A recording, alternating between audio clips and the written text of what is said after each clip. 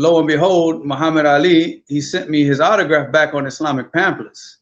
I said, look, I got this from Muhammad Ali. She said, don't read that. We actually broke into the church and stole all the band equipment to keep them from playing music at church. You know, because we got so tired of it. It's like, you're supposed to be teaching the people the religion, not playing the music. The teacher started calling the names off the list, and she said, James. I said, don't you ever, my name's not James. She said, I'm sorry. You're like, what would you like me to call me? I said, call me Ali. And she said, Ali? I said, yeah, I'm a Muslim. Call me Ali. She said, okay, Ali. Actually, it was a conversation that I had with my cellmate when I was in the jail, because he looked at me and said, man, why are you here? And I said, what do you mean, why am I here? I'm here because I did a crime and I'm being punished just like everybody else here. No, he said, that's not what I'm talking about. He said, why are you here? I said, I told you. He said, no, you don't understand. He said, look at us. He said, us, we grow up on the streets. We're selling drugs. We don't read books. We don't care about this stuff. But you're up in here. You're reading books. You're talking about all this knowledge and all this Islam, and all you're talking about is stuff that you read. You shouldn't be here. So again, I ask you, why are you here? So it was all over the place. So everybody already knew what was going on. So they told me, they said, look, man, just leave. Just get out of here. Just leave. It's like, hey, where am I going to go, man? So I went up to the hotel room and started praying. I was just praying. Like, you know, every night I was praying. I was just crying every single night. You know, like all that pain started to come up, you know, all the pain, you know, everything I was doing. I was like, man, I'm just, you know, I was just so tired. I'm like, I'm 21 years old, but I just feel so old, you know, so tired, so broken. He said, get in the car. I said, now, why would I just get in the car? You come up and y'all 5 brothers surround me at a corner store, and they were in thobes and everything. So I know they're Muslim, right? And he said, man, he said, look, he said, get in the car. I said, Akhi, you got to do better than that, Akhi. You can't just keep telling me get in the car. I don't even know who you are. At that time, of course, he was the most knowledgeable person in America. There was nobody even knew who he was. Nobody knew who he was. I mean, this man's he's a judge. He's a Qadi. And nobody even knows this man and his value. Are you saying he's a Shaykh, or did Shaykh Muqbil say he's a Shaykh? He said, Shaykh, call a Shaykh or a Shaykh. You know, he started yelling at me. He said, the Shaykh said he's a Shaykh, he's a Shaykh. You know, because I remember it's just like the dream. Like he literally parked in the same spot in the dream. The same, like I'm looking out the window of the car. I said, this can't be real. He's not going to say this. And he looked at me, he said, look, he said, me and the brothers, we're trying to put some money together and we want to send students to go study with Shaykh Muqbil. Do you want to go to Yemen? I said, yeah. You know, it's like, I've been waiting for this to happen. I was like, I woke up out of it. You know, it's like, I woke up out of this dream. Of course I want to go. Yes. There's nothing that can be said about a place like that. Like nothing that you could put into words. All I can say is that, like, I have never and don't ever expect to see a place like that ever in existence again. He said, don't come back here. He said, stay home. He said, don't come. He said, that's too dangerous. They just shoot you in the street. What are you going to do? Bismillah, walhamdulillah, wassalatu wassalam ala rasulillah. Assalamu alaikum wa rahmatullahi wa barakatuh, and welcome all viewers. Today we have a very special guest, alhamdulillah. This brother, he embraced Islam in 1993. Then in the year 2000, he went to study in Yemen. And then in 2015, he went to Saudi Arabia, and he just came back to the United States at the end of 2021. We have with us our dear brother, Muhammad James. Jazakallah khair for joining us, akhi. Allah yubarak feek wa hayakum Allah.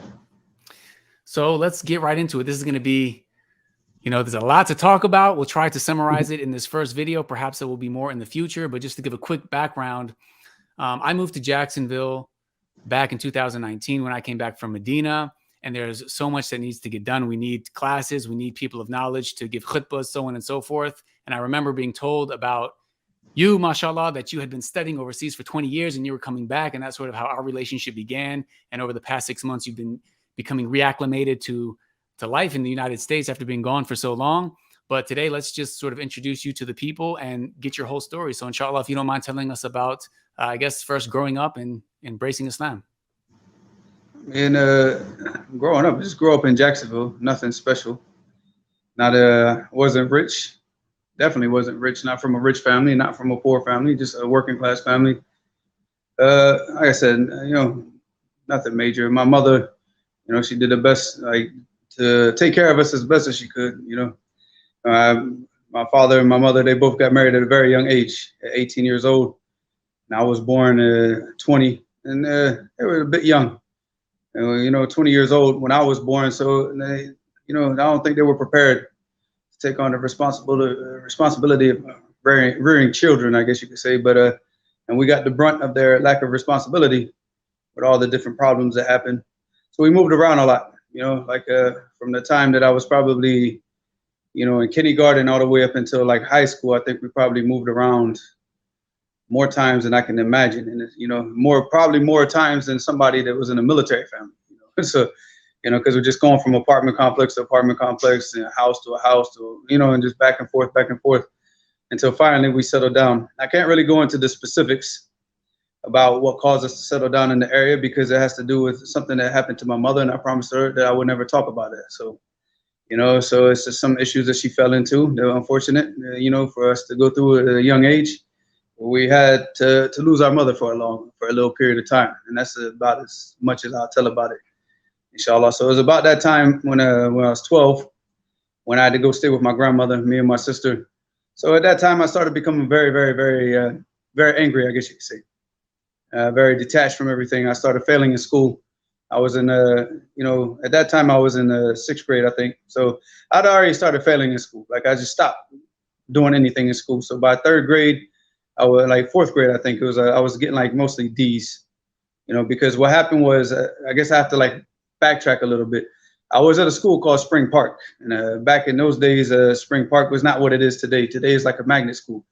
Back in those days, it was just like a ghetto school, So when I grew up, like where I grew up at, there was like not very many white people in the neighborhood. So I grew up listening to rap music. I grew up, just being, all my friends were black. That's just how I grew up, because that was the school was like all black except for the teachers and then and the principal. And, so it's just the way I grew up. My mother's second husband was Filipino. So we had like just everything was just cultural. It wasn't like just didn't have that like typical upbringing of like, middle class white kid in America type thing, So, and then so I started getting like a lot of flack from my family, like, why is your son talk like this, or why is he dressed like this, why does he act like this? Because that's the style of the school, back in that age it was the breakdancing era, and the rap music was starting to get popular, and that's all I was listening to, and I refused to listen to anything else. So my family, they started like, really, all the racism started coming out of it, and I started getting like a lot of, heat for things that were out of my control. I'm just like acting out of the environment that I'm in. So eventually by 3rd grade, when I finished the 3rd grade year, my grandmother and grandfather and all of them, they convinced my mother to move to another neighborhood so we can get into a all white school, so, and that's when I started failing. That's when I just started, like, I stopped doing anything in school because I didn't agree with their decision, So by 4th grade, I was getting all D's. I wasn't paying attention in class. I was sitting in the back of the class with my friend Angelo, and we just sit there and just like waste the whole class and do nothing. So by the time like this incident happened with my mother, I mean, I had already given up anyways. So, and then when she came back to us, because we had to stay with our grandmother for a little period of time. I mean, it was 2 incidences. One, we stayed with my father, and then my mother, she got out of this incident quickly, but then she ended up falling into another incident when I was 13, about to start high school. And this is when I started learning about Islam. Between 12 and 13, I wrote to Muhammad Ali, the boxer, Clay, to get his autograph. And it's nothing. I just wanted to get his autograph. I said, look, man, this dude's going to die someday. It's going to be worth something, let me get it. But, lo and behold, Muhammad Ali, he sent me his autograph back on Islamic pamphlets. So it was 2 pamphlets that he sent me, 2 or 3, I'm not sure, because like I said, it was like between 12 and 13 years old at the time. And my mother, as soon as I got the letter back, I showed my mother. I said, look, man, I was just showing her Muhammad Ali's signature. I wasn't showing her the pamphlets. I said, look, I got this from Muhammad Ali. She's like, don't read that. I'm like, read what? I said, it's just an autograph, Mom. What are you talking about? There's nothing to read. She said, no, those papers, don't read them. I said, no, now you done messed up. I was like, now you messed up. Like, why'd you do that? Because all the stuff that I've been through with the family, with the racism, the more y'all told me don't do something, the more I did it. So that was it. But I didn't at that time. I left them. I put the papers in the drawer and forgot all about it until like maybe it was one summer we were with my grandmother. We're in North Carolina. We stayed the summer in North Carolina because that's actually where this is not. I mean, my grandfather was originally from North Carolina. Both of my grandfathers. My father's father came down from North Carolina when he was 5 years old. So my grandfather, he liked to go to North Carolina and stay there. So after his death, my grandmother, she would go back to North Carolina every summer and whenever she could. And we would go with her. So we're way up in the mountains, you know, there's nothing out there, nothing. The nearest supermarket was like an hour drive away, you know. So I just started thinking, I was like, wait, now, what's Pampers? You know, because you start, you know, you're away from TV, you're away from all the, you know, this life and the friends and all the distractions of life. So I started thinking, and that's when those pamphlets started popping up, say Islam, Islam, Islam, Islam. And I remember at that time that I was like reading about, you know, the Native American history and all the things that happened to the Cherokee Indians with the Trail of Tears and all this stuff that happened while in North Carolina. You know, like what happened to the Cherokee Indians in North Carolina. So at this time, I remember my mother, she came and they wanted to go see the Biltmore estate. I believe that's the name of it. It's a big mansion of one of the richest guys, Biltmore or Vanderbilt. I can't remember what, you can look it up on the internet, inshallah. It's a big, big, huge mansion in North Carolina. All the people go visit it. So I came back that night after we visited. I was like intrigued. I was like, wow, this guy had a pool in his house in the 1800s, you know? Like this is, you know, big libraries and all this stuff. But I got home, and then when everybody went to bed, I stayed awake. And I was like, look, man, I said, you got to make a decision right now. I'm like talking to myself. I said, you're either going to go for this type of life of like mansions and fame and money, or you're going to take this other life, you know. And this other life is looking like, you know, you've been sitting here reading about these people that were oppressed and these people that were transgressed against, and, you know, they faced all these types of atrocities. Do you want to live your life poor, trying to help these types of people, or do you want that, the life of the people that did those atrocities? And that's when I made that decision. I said, nope, I'm taking the life of the poor people. And that's when I said, when I go back, I'm going to get those pamphlets of Islam. I'm going to start reading it. I'm going to find out what that's about. And this is my decision now. When I got back, my mother had already gone back before us. We came back with my grandmother because my mother, she only came up for a couple of days and she went back. When we came back, she had some crackhead living in the house, some woman that got kicked out of her house. Her kids were the dirtiest creatures that I've ever seen. And the whole house was flipped upside down. Everything in my room, the drawers were dumped out and all the pamphlets were gone. Everything was gone. And I was like, what? And I told my mother, as soon as I walked in the house, it's the first thing. I mean, we just got out like a 7-hour drive from North Carolina. I walked right into my house, straight to the bedroom, opened the drawer, and I said, Mom, where are the pamphlets? And she's like, what? I said, those pamphlets, Muhammad Ali. She said, oh, man, we threw those out. Threw them out for what? I said, all right, I got you. So I grabbed I said, watch now. You're gonna learn the lesson now, throwing that stuff out. So I took the Encyclopedia Britannica and opened up about Islam and Muhammad, and I said, watch now. You're gonna see now. You throw this out. You know, so I started reading about Islam, and then I don't know how, like somewhere along the lines, also like I came across the name Malcolm X.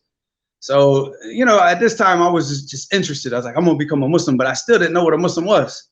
No idea. I haven't seen a Muslim, never talked to a Muslim, you know, but I'm saying, that's it. I'm a Muslim, man. That's it. You know, this is what I'm doing. I read in the encyclopedia that Muslims pray on their knees every day. So 5 times a day I was up on my knees. Yeah, oh God, whoever you are, you do something with me. You know, start praying every day 5 times. They said that the Muslims put on a robe. So I put on, you know, the little bathrobes. I put on a bathrobe 5 times a day and go in my room and pray 5 times a day. I take a shower because I didn't know anything about wudu. And then what happened was one time my friend, he was going to the mall. So his mother took us. She's a hardcore Christian. I'm talking about, you know, vacuuming the floors in the church and all types of stuff, right? So I went into you know, he was like in the music. So he just went to the music store. I didn't buy anything. And even he was shocked. He was like, you're not buying that? I said, I don't want any music. I'm not here to buy music. I said, you get what you need to get, and then we're going to the bookstore. And he's like, what? The bookstore? You know, I was like, yeah, the bookstore.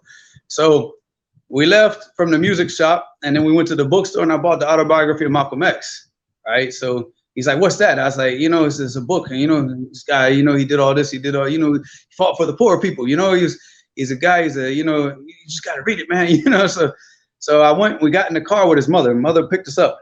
So she looks at my friend. She said, what did you buy? What did you buy? He's showing her all the tapes, you know, because this is the 90s, right? So there's no CDs at this time. So he's like, I got this. She's like, wow, that's so nice. And she said, what about you? They called me Jimmy back then, you know, because my name is James. So they say, Jimmy, what did you buy? I said, I got this book. She looked at the book, and I'm serious, akhi, she almost hit the car in front of her. It slammed on the brakes in the middle of traffic. You know, you hear like, you know, she's like, that's the devil's book. I'm like, that's exactly why I bought it. Because of that reaction that I was going to get out of you. That's exactly what I'm talking about.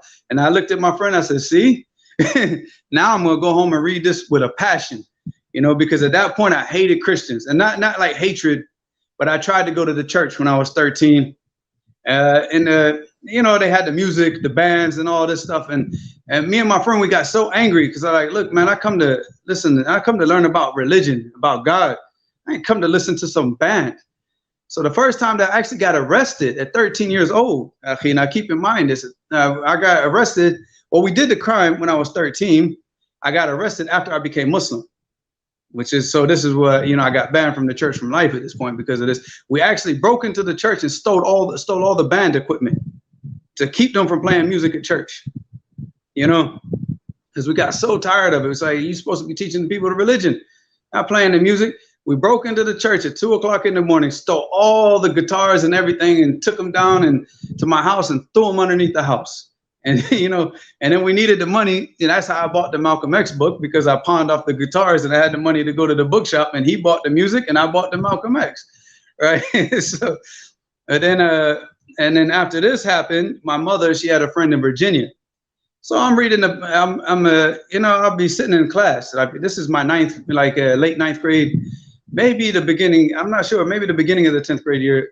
I'm not sure like what time it was, but I think it was like maybe the late 9th grade, you know, the freshman year. I'll be in class reading the autobiography of Malcolm X, and the teacher's just teaching and teaching and teaching. I'm not even there. She looks at me and she asks me a question. I'm like, look, I don't know any of this stuff. I'm busy reading. Thanks. Can you leave me alone, please? You know, can you allow me to just read my book and you can go on teach your class, you know, just leave me alone. So, you know, that's how the year ended, basically, you know. And then my mother, she wanted to go to Virginia to visit her closest friend that she grew up with in Jacksonville. So same issue. I go up into the mall, you know, my mother, she takes us to the mall. So, and I've been reading, you know, the autobiography of Malcolm X. I keep seeing the word Quran, Quran, Quran. So I'm like, all right, now I guess it's time for that next stage. I got to get this book, this Quran book. So when we're in Virginia, we got to the bookstore, we went to the mall, and I went straight to the bookstore, bought the Quran. So same thing. I get back in the car. My mother's like, what'd you buy? I said, I got the Quran, Mom. She's like, put that away, put that away. Because my mother, she supported it, but she was too embarrassed for other people to see. She's like, look, I don't care what you do, but that's just keep that in the house. Do whatever you want to do. You want to be a Muslim, be a Muslim. But I don't want your mother to know, and her mother to know that. I don't want anybody to know. So that's just between us, you know. So when I got back from Virginia, I had the Quran. I said, that's it. I'm done with all this playing Muslim. You know, I'm ready. I'm going to become Muslim. And, you know, about that time, that was like the 10th grade year started. And that was the story that I told you. I tell the viewers, because they didn't hear me tell you the story. But when I went into the school, it was in the world history class. The teacher started calling the names off the list. And she said, James. I said, don't you ever, my name's not James. She said, I'm sorry. You're like, what would you like me to call me? I said, call me Ali. And she said, Ali. I said, yeah, I'm a Muslim. Call me Ali. She said, okay, Ali. So that was it. You know, for the rest of that week, she called me Ali. Throughout the week, I was calling the masajid around Jacksonville. So at this time, there was only, let me see, three masjids in Jacksonville. You had the one on St. John's Bluff. You had one on Pearl Street, which is Omar's masjid. He recently sold it, so it's no longer there. And you had the one on Commonwealth Avenue. So I called Omar first. I didn't know about the one on St. John's Bluff, because that was right next to me, like literally 2 streets over. I could have walked there, but I didn't know about it. And I don't know, maybe I was looking up I was looking up masjid or mosque in the phone book, and that's the Islamic Center. So maybe that's why I couldn't find it in the phone book. I called up Omar, and I told him, Omar, I said, man, look, I want to become a Muslim. He's like, man, how old are you? I said, I'm 14. He's like, you go get your mother or your father to call me and then talk about being a Muslim. I said, I ain't trying to get in trouble. I was like, all right, Omar, that's your choice. I hung up the phone. I called the Commonwealth Masjid, and a brother named Marti, Allah yarhamu, Marti died not too long ago. He answered the phone, and he said, you know, I told him, I said, look, I want to become a Muslim. He said, where do you live? I said, you know, I gave him my address because back in those days, there's no Google Maps. You know, you had to give him the, you know, you have to really give him directions to get to your house back in those days. But because he was going to the masjid on the south side, he knew right where I stayed at. He said, I'm coming right now. He said, just give me a few minutes. So, of course, me being influenced by the Malcolm X book, I'm thinking like, these guys are going to come bring me some bean pies and bow ties. And, you know, I didn't know what I was going to expect. Now, there's another thing that's happening at this time is that also my mother, she got out of her predicament that I talked about. Her fiance was black, you know, so, you know, and that also caused more tragedy in the family. His name is Emery. He died not too long ago. Well, actually, he died while I was in Yemen. So that was actually, just time flies, almost time. So actually, it was kind of a long time ago, but it feels like recently. But so he was in the house with me. And I said, look, man, I'm going to become Muslim today, man. He said, okay, whatever. But just like, he said, I got nothing to do with this. It's between you and your mother. So like I said, both me and Emery were thinking that these guys are going to come with bow ties and all this type of stuff because that's what we knew about Islam. In Jacksonville, there was no thobes. These two brothers showed up in thobes with turbans. It was a brother Ishaq, you know Ishaq, I'm pretty sure, and the brother Marty. They came out, they got out the thobe, they got out the car with the thobes on. Emery, he left the house. He grabbed his car keys and said, I got nothing to do with this. Your mother comes home, he's going to kill all of us. You know, you got these guys coming up to the house. No, I got nothing. He got in the car and shoom, he left. He left right away. And I said, you're such a coward. I said, why are you so afraid of my mother? I said, I'm not afraid of her. Why are you afraid of her? You know, so Marty and his hawk, they took me out to the, you know, sitting out in my front yard. I had like this little wooden swing, right? So I'm sitting on the swing and they're standing over me. They're like, you know, they said, you know about Jesus and all this stuff. I said, look, Akhi, if you come to teach me about Islam and all this stuff about Christianity, you don't need to waste your time. Let's get in the car. Let's go to the masjid. I'm ready to become Muslim. Or whatever Muslims believe, I already believe it. All this stuff about Jesus and the church, you don't even need to waste your breath, you know? They said, okay. And we went to the masjid, you know? And that was it. I mean, I told them, I said, I want to take the shahada right now. They're like, no, you got to come back later. You got to do this later. We can't do this now. I said, nah, do it now. You know, I could die later, you know, and I forget all this. You know, I'm going to be a Muslim now, you know? So alhamdulillah, they finally caved into my, at this time, like I said, I'm 15 years old, you know, because I went from 14 to 15. So they caved into my 15-year-old demands, you know, and that was that, you know. I went, became Muslim, I had the Quran. I went back home. I told my mother, I said, I'm Muslim now. I'm going to go take a bath and I'm done with this religion. My mother's like, that's your choice, you know. So, and then, you know, Christmas, you know, at this time, Thanksgiving started rolling around, Christmas rolled around. And I told my mother, I was like, I don't celebrate these holidays. And my mother was like, you know, we're going to come up with a plan, you know, where you don't have to celebrate them. You know, we're going to do something. So my mother for Christmas, she said, look, I want to buy you gifts. She said, when should I give them to you? I said, just give them to me before or after Christmas. Just don't give them to me on Christmas. She said, okay. So my mother actually went out and bought like a gold chain. She, you know, she doesn't know. There's a gold chain with a moon and a star on it, you know, because she thought that this was a symbol of Islam. See, she's just trying to show like her acceptance of like what, you know, what I'm, you know, undertaking. But she said, if you ever wear this chain, put it in your shirt. Don't let your grandmother see this, right? So and that's what happened. You know, at Christmas, my mother said, look, just pretend that you're sick. And, you know, and then we'll tell your grandmother that you're sick and we'll put you in the back room and you can just go and lay down. And then when we're ready to leave. So that way you don't have to participate in anything. Alhamdulillah, I didn't have to pretend anything. I went out to go play basketball with my cousin, Brett. And I came back in and I was throwing up all over the bathroom. I don't know why, because I never threw up. I never got sick, but it's just like, you know, from Allah, I just started throwing up, and I was throwing up and throwing up. I was like, I'm so sick, I can't. And then they're like, go lay down. And I actually went to sleep and I did not wake up until my mother told me, she said, let's go. And that was probably the last Christmas, because after that, you know, most of the Christmases I was like locked up, so I didn't even have to worry about it. But I mean, then, you know, alhamdulillah, it is what it is. I started falling into a lot of stuff, you know, like high school kids. And I you know, I was Muslim, but then I'm not Muslim. Then I'm Muslim, but then I got a girlfriend. Then I got, you know, them, you know, with drugs and doing all different types of things and just getting out in a lot of chaos until like eventually like 17 years old, I ended up going to jail, shooting at a person while he was sitting at home, just out of like anger. You know, like I said, it's just everything that we were going through. My cousin's fiance, he just gotten killed. You know, I was just on the phone with him, and I was trying to advise him to tell him to calm down and relax and stay at home, you know, and he didn't want to listen. And then he went out, and then he got shot twice in the head, you know, because he didn't want to listen. And so I was just like, you know, just heartbroken at this time. And then also my mother had a problem with Emery, and they ended up splitting up, and Emery left because he was like, as you see with the Islamic thing, he just left. That's how his attitude was. Whenever things started happening, he would just leave, just disappear. And that's what he did with us. He just like abandoned us, you know? So it's just like at that time, so I started getting into like a lot of stuff, just like anger wise. So I ended up like 17 years old. I was certified as an adult and put in the county jail for the shooting. You know, I ended up doing like 4 months in the jail, then 3 years of probation, and they put me back in school. Then I got in trouble again and violated the probation and go back to jail for a year. And it's just so much chaos. At that time, it's just chaos all the time. Police and everything. So when I got out of jail the last time, no, that wasn't the last time because I ended up going back to jail again. But that time I started reading a lot. Started like, said, look, man, you know, I became Muslim.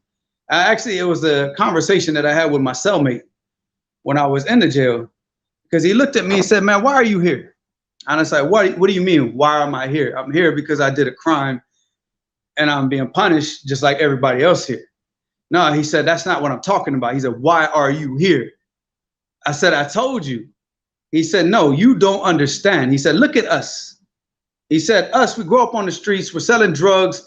We don't read books. We don't care about this stuff. But you're up in here. You're reading books. You're talking about all this knowledge and all this Islam, and all you're talking about is stuff that you read. You shouldn't be here. So again, I ask you, why are you here? And I looked at him because his name was Alonzo. I said, you know, Alonzo, I don't have an answer for you for that one because I don't know why I'm here, because you're right. Because at that point, I started realizing that all that was anger. You know, I was just pretending, like, you know, try to play this like gangster role that I'm not. That's not how I was. I was like that. I was a book guy. I have books all in my room, you know, so I'd be out on the streets acting stupid, you know, got guns and drugs and smoking weed and all this, but I'm going home at night reading books. People weren't doing that. And that's what he told me. So when that conversation kind of stuck in my head, you know, so the last time you know, then eventually I did end up going to jail one more time, you know, but that was for something petty. My mother, she called the police on me because I was going to go do something and she wanted me in jail before I did something stupid. So that's, you know, alhamdulillah, you know, I don't blame her to this day for that. I actually thank her for what she did, you know, because I ended up staying in jail for 3 months at that time. But at that point, once I got out, I said, I'm done. I'm done with all of this. You know, I'm done with everything. You know, because I was up in the jail. I was reading the book about, you know, the book Trail of Tears. I was reading Franz Fanon's The Wretched of the Earth. I was reading all these books. I'm like, man, why I keep ending up in the same, why? You know, because it's like, obviously, you know, I'm in jail with these dudes, man. And these people they're not bad people, but they don't have that type of academic mind. You know, I'm up on the top bunk, reading like The Wretched of the Earth. The guy below me smoking the Black and Mild, you know, looking at, you know, girly magazines, you know, porno magazines. So I'm like, we're not the same people. I mean, there's like even though like there's one bunk between us, but it's like there's like the heavens and the earth between us as far as like who we are. So I can't do this anymore. I'm done, you know.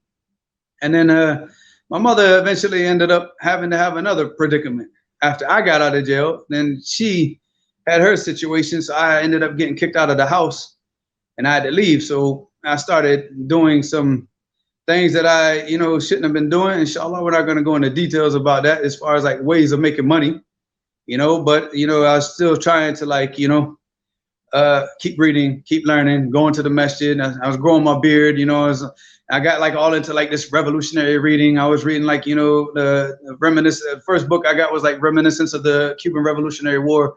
It was written by Che Guevara. I just started reading about the Black Panthers and reading all these different books.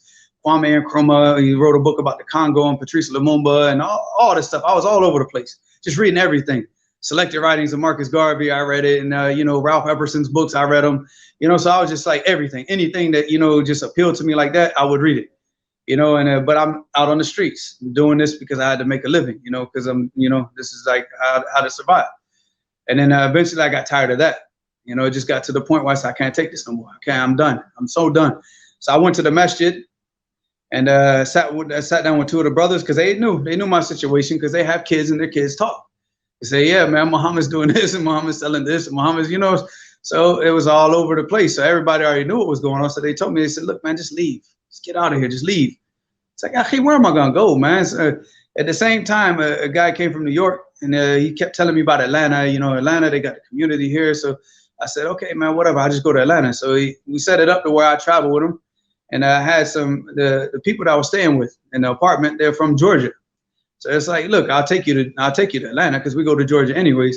So I said, look, you know, I showed them something that, you know, shouldn't have. I said, look, you know, you see what's in this bag? That's yours. Just take me to Atlanta. I'll put it underneath the bed. I said, all of that that's in that bag is yours, but let's go. It's yours when you come back. You know, so we got in the car and we left right then. They were like, yeah, we want that. So that was it. We left and went to Atlanta. And that was, you know, when I got to Atlanta, I mean, it just goes to show you how two people with the same plan, same thing can have, you know, they can go in two different directions so fast. We were in the hotel room. I went up to the hotel room and started praying. I was just praying, like, you know, every night I was praying. I was just crying every single night. You know, like all that pain started to come up, you know, all the pain, you know, everything I was doing. I was like, man, I'm just, you know, I was just so tired. I'm like, I'm 21 years old, but I just feel so old, you know, so tired, so broken. So, and, you know, I went and visited my mother. That was also before I went to Atlanta. I went to go visit her. And then that was as I'm done, you know, sat with my father and I left. And when I got to the hotel room, I'm upstairs praying. And these two jokers, they go down and they were with a prostitute, you know. So I'm like, look at this, akhi, you know, like, you know, this is the brother supposed to be taking me to the masjid and everything. So, and then just Allah wrote that once he got me to the masjid, something came up, some big family thing, and they had to leave. So then they left me in Atlanta by myself. I didn't know anybody. They just left me at the brother's house. So the strange thing about Atlanta now, at this time, I wanted to go to Sudan. I didn't know anything because there were no Arabs, you know, in Jacksonville at the time. At least, I mean, there was a few Jordanian brothers, a few Libyan brothers, but it wasn't like a big, and there's not, even till now, as you know, because you live in Jacksonville, there's not a major Arab population here. I think over the years, maybe a lot of Iraqis, but there were no Iraqis back in those days. It's just like a few handful of Arabs. So, but there are a lot of Sudanese. So I was like, all right, I'm gonna go to Sudan. I'm gonna memorize the Quran. And I went to Jamil Alameen, which is an interesting thing. And so I was talking to him and he was telling me, what do you want to do? And I said, I want to go to Sudan and I want to memorize the Quran. And I'm not gonna really go into depth about his response because you know, Allah musta'an, you know, Allah yahdi man yasha. Let's just say that. But his response to me at that time, it didn't appeal to like what I wanted to do. Because I wanted to be a part of, like, I wanted to learn Islam. I wanted to learn it and practice it and come back and teach it. And what he was offering at that time was something different. And I chose not to accept what he offered. So I was disgruntled and I got on a payphone and I was calling back at Jackson to the brothers in Jacksonville to tell them, like, look, I got to come back, man. This Atlanta stuff ain't working. I didn't come up here to get involved in this type of stuff as a Muslim. You know, I'll go back to the streets and do that, but not in the name of Islam. You know, I'm not going to sit here and do the same things that I was out on the streets doing in the name of Islam. So right as I'm talking on the phone, 5 brothers surrounded me. You know, 5 brothers come up and they just surround me. I'm like, I told the brother, I was like, Akhi, I'm talking on the phone. He's like, yeah, we're going to wait till you get off the phone because we need to speak to you. And I was like, man, how am I going to talk on the phone and y'all 5 brothers are surrounding me like this? So I told the brother, I was like, look, man, I got to go. Because I can't talk with these brothers all around me like this, man. I'll call you back later. So I said, Salaam alaikum, hung up the phone. So the brother, he told me, he looked at me, his brother's name is Bilal. He said, get in the car.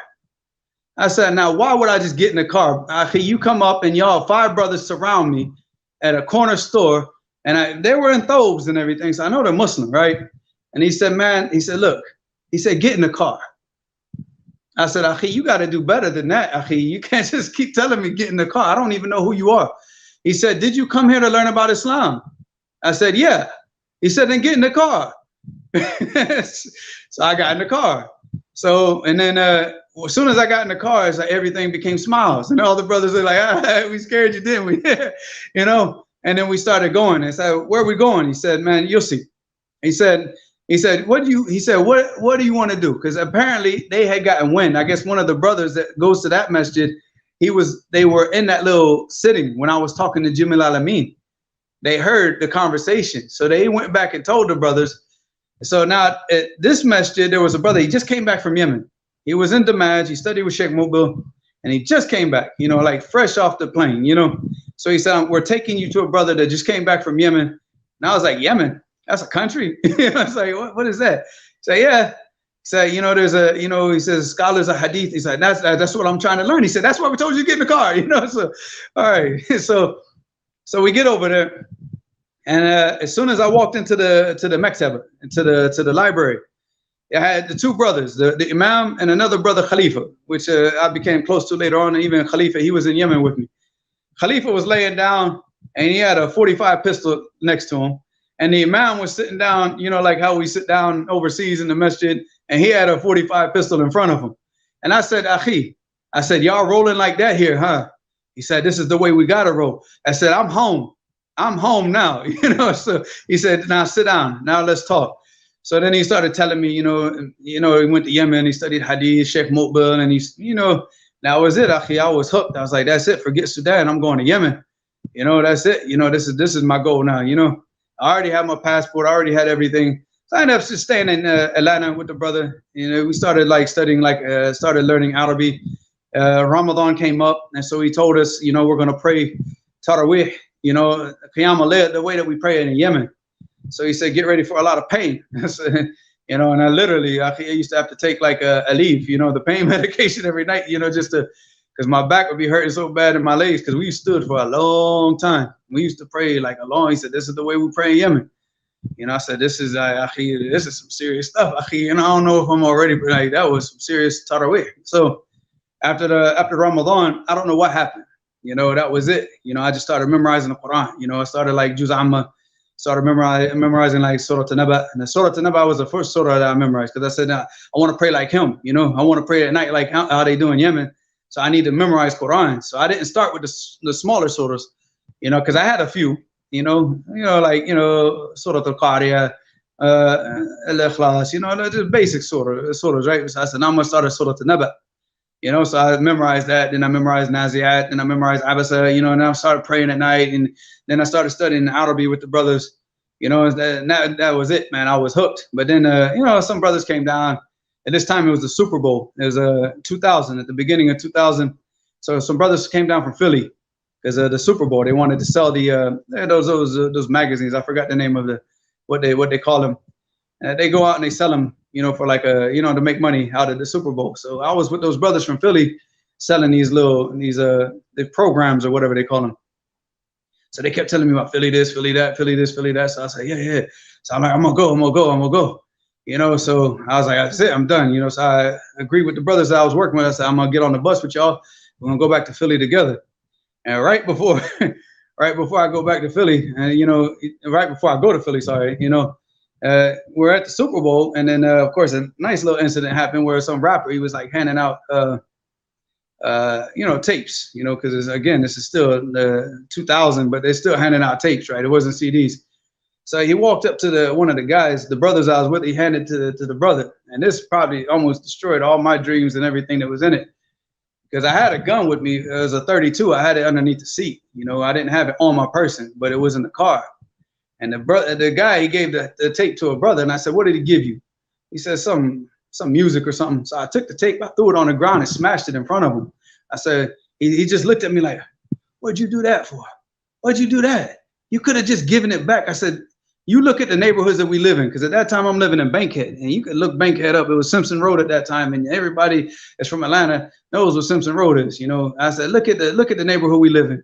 All the poison, the drugs, and everything that's in society. You think we need your music in the neighborhood too? Of course I'm gonna break it. Why would I give it back to you? Why? You know? And then he went back to the car and told the rapper, because the rapper was in the car. So the rapper got out and he was like, what? F you this, and you know, started yelling at me. And I was like, man, all you gotta do is just get out the car. It's a very simple equation. You're yelling at me inside the car. You need to get out the car, and then we can see who's gonna be yelling in a second, because all these brothers from Philly, you know, they're gonna about to mess y'all up. So just get out the car, He kept like yelling, you know, you this. I said, you still yelling at me in the car. you're not out of the car. Get out of the car. The light's red. I mean, because it's the Super Bowl, the light has stayed red for a long time because they didn't want a lot of traffic. They had to keep the traffic going in different directions, and we're downtown Atlanta. So that light was red for a long time. I don't think he knew the light was going to be red for that long. So I told him, I said, look, Akhi, I got some motivation that's going to get you out the car. Just give me a minute and I'll be right back, you know. And then you started seeing him like looking around. So I went to told the brother Bilal that I was with, I said, give me the keys to the car. He said, no. I said, Akhi, give me the keys to the car. I won't grab the gun. I'll grab the knife. You know, I told him this. I said, don't worry. I'm not going to shoot him. I'll just stab him. He's like, nah, you're not going to do that. I said, Akhi, give me the keys. So he wouldn't give me the keys because he knew what I was going to do. And I said, all right, man, forget it. I said, look, I don't need the gun. Get out the car, Akhi. Just get out the car, you know. And then the light turned green and all that, you know. So alhamdulillah, man. You know, wallahi, you know, I just think of, like, even to this day, like, man, if I had just, you know, the brother didn't know what was going on and just hand me the keys, I was going to shoot him, you know, like actually shoot him, because I mean, at that point I was just like, again, that anger, I still hadn't had that ability to like relax and calm down. And so now after this incident happened and we had to leave, like that was it. We had to go. So we went to the bus station, we got on the bus and went to Philly. And then, you know, from Philly, nothing against Philly. Maybe it's the weather. Maybe, I don't know, maybe it's the brothers that I was with that I went up there with. I didn't, you know, I couldn't, I said, I can't call this place home. I can't, you know. I try, you know, the brothers were nice to me. Don't get me wrong. Well, like, everybody was nice. The snow and everything. I'm from Florida, man. So it's just, I mean, maybe it's the weather. I don't know what it was. It's just the society, how it is. You know, and I'm not talking about the Muslims themselves. I'm just the society amongst the kuffar there. I just didn't like it.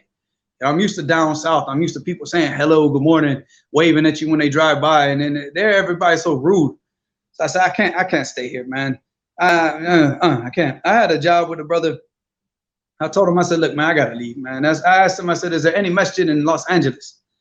Any Salafi masjid? Just name me one Salafi masjid in Los Angeles, and I'm gonna get on the bus tonight, and I'm leaving.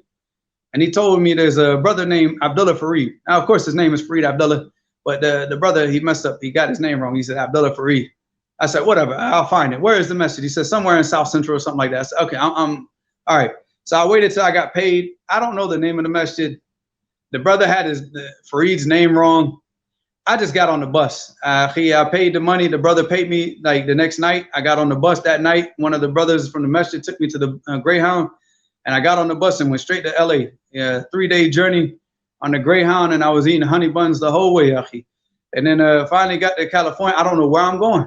I had no address, no masjid, no nothing. I said, I'm gonna get off the bus. I'm gonna look it up in the phone book.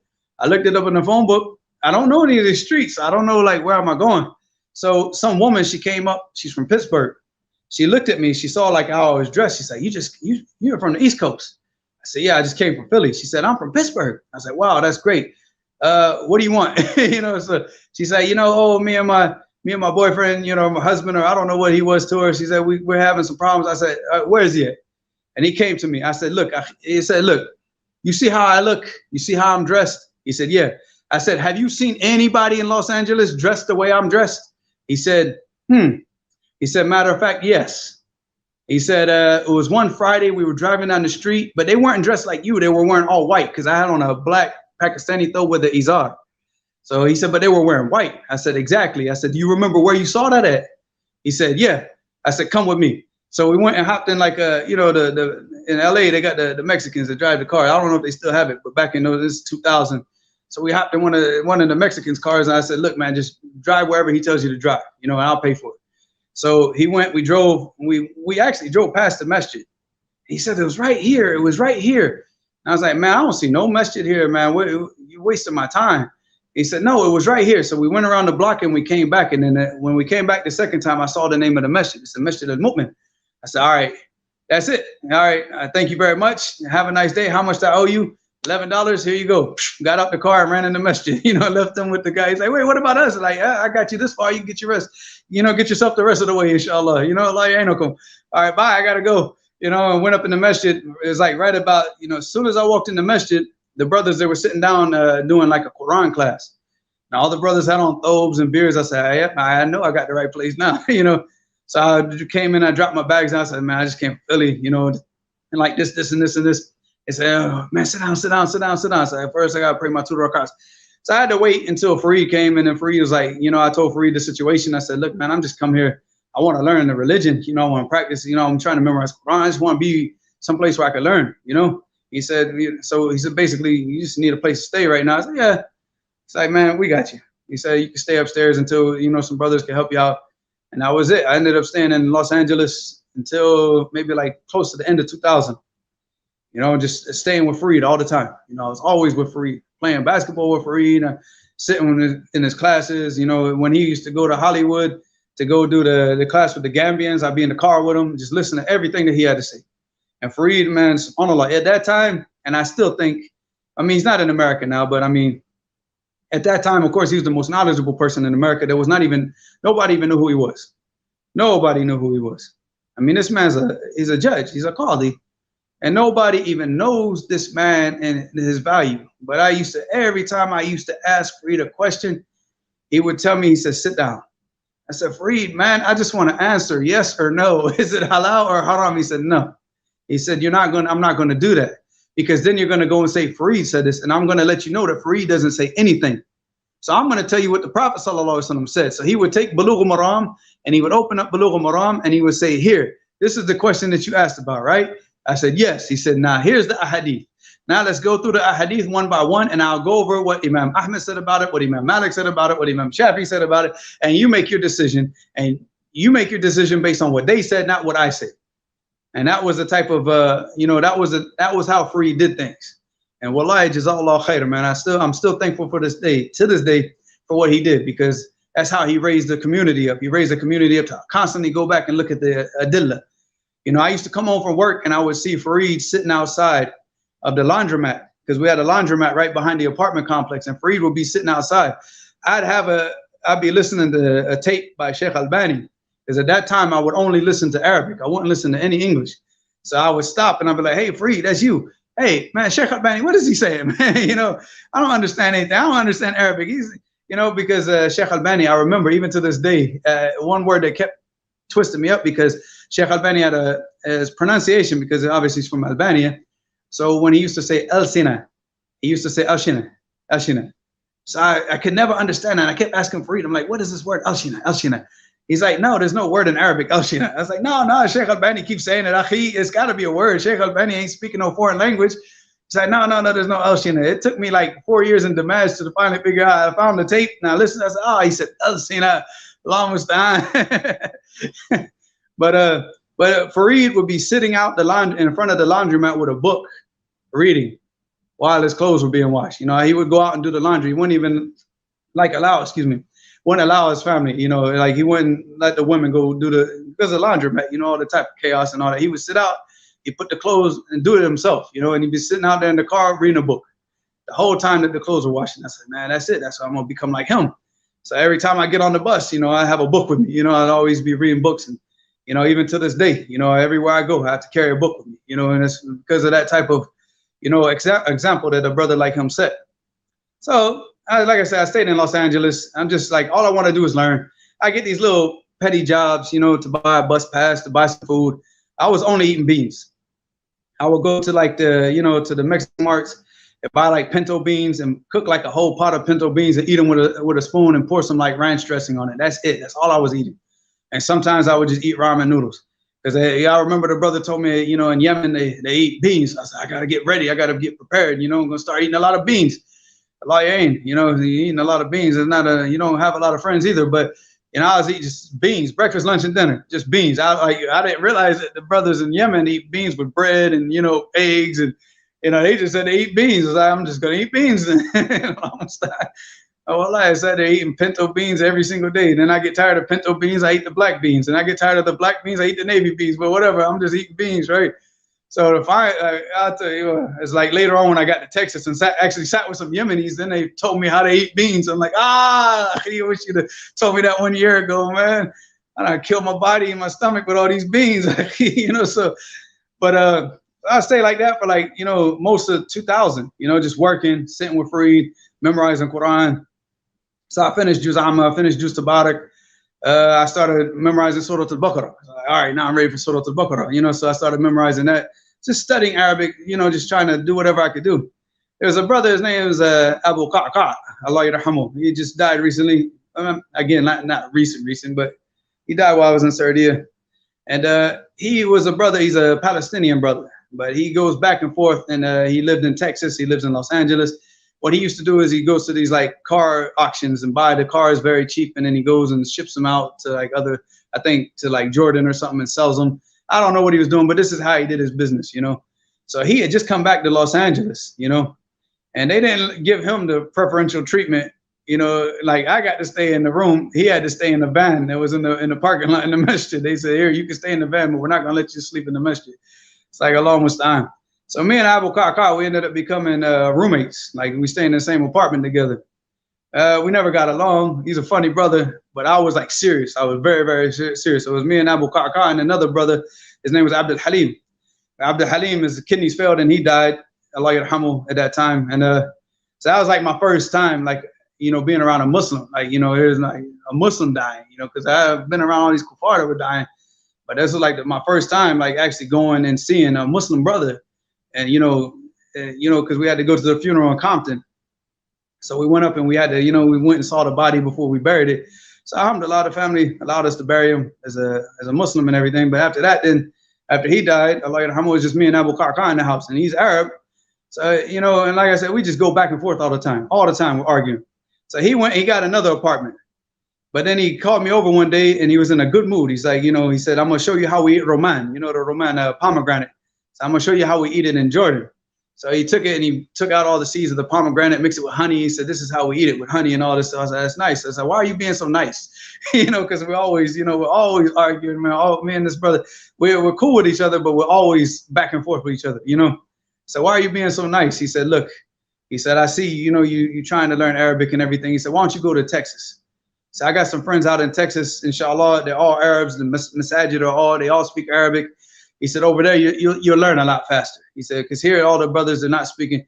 They don't speak Arabic in the masjid. You know, the only one that can speak is Fareed. He said, just go to Texas. He said, I'll talk to my friends and let them know you're coming. Just get on the bus and go. I said, all right, inshallah, I'll do it. You know, because all the brothers had left anyways. You know, Fareed, it helped a lot of the brothers get accepted into the university in Riyadh. So all the brothers, most of the brothers that I was really close to, they're gone. You know, the real studious brothers, they were gone. So, and I was like one of the ones remaining that really, really wanted to study. And I enjoyed being with Fareed, but I was like, man, I gotta move, you know. And what's interesting is at the same time, Shaykh Muqbil was in Los Angeles, you know. So here I am, I want to go to Dammaj. I'm trying my whole life. All of this is just about Yemen, you know, to get to Yemen, to study with Shaykh Muqbil. And then we hear that Shaykh Muqbil is in Los Angeles for medical treatment. So we didn't get a chance to go sit with him at that time, because at that time he was very sick and only a few people would be allowed to actually sit with the Shaykh. But the Shaykh called Fareed. They called Fareed and said, Fareed, come sit with the Shaykh. So Fareed went. So I remember this day, I feel like I cannot, like serious, I can't forget it. Because he got called after Isha. We all went to the masjid at Fajr, because I used to call, in these days, I used to call the Adhan al-Awwal, the first Adhan for Fajr. I used to call it, and then another brother would come and call the second one. So I was already in the masjid waiting for Fareed. I was waiting. I was like, I'm going to ask him as soon as he comes out. But the thing is everybody was in the masjid. I never seen so many brothers in Salat al-Fajr, you know, in the masjid at that time. Everybody was in the masjid waiting for Fareed, but he didn't show up. Like, where is he? So we prayed Fajr, and, you know, but this is the funny thing. Nobody left. Everybody stayed in the masjid. And they were like, said, why are y'all staying? I said, we're staying, and we're not going to leave this masjid until Fareed gets here, because we want to find out about Shaykh Muqbil. We want to know what's going on, what happened. So we're not leaving until Fareed gets here. So we all stayed in the masjid after Fajr. Nobody left. And then Fareed came, and he just came straight to the masjid, right? Because he prayed Fajr with Shaykh Muqbil. And then I walked, and, you know, I was one of the first brothers. I ran up to him and said, how's the Shaykh? How's the Shaykh? He just looked like he had this like ghost, like he had seen like he had seen something from not from this world, you know? Like, you know, he was, you know, almost like a shell shock look. And he looked at us and he said, he's just like Shaykh bin Baz. He's just like Shaykh bin Baz. And that's it. And he said, well, tell us more. He's like, Shaykh bin Baz, just because, you know, Farid, he sat with Sheikh Mubaz for years, you know. So, and that's all he kept saying. He wouldn't say anything else. And then it was like, okay, he's like Sheikh Mubaz. All right, let's go home. You know, he'll tell us later. And, you know, when he recovers from it, whatever has done this to him, inshallah, you know, because he was like enchanted, akhi, seriously. So then, like later on, you know, he started telling us, you know, everything that happened. I mean, he wouldn't tell us. I got the full story when I went to Dammaj and spoke to the guards of the Shaykh. The guards of the Shaykh told me the story, because Farid would not tell us, because Farid is too humble. He's never going to tell us what really happened. But what basically happened was the Shaykh, when Farid was coming through the door, the Shaykh stopped him at the door. He said, "La, أولا عندك سؤال هذا."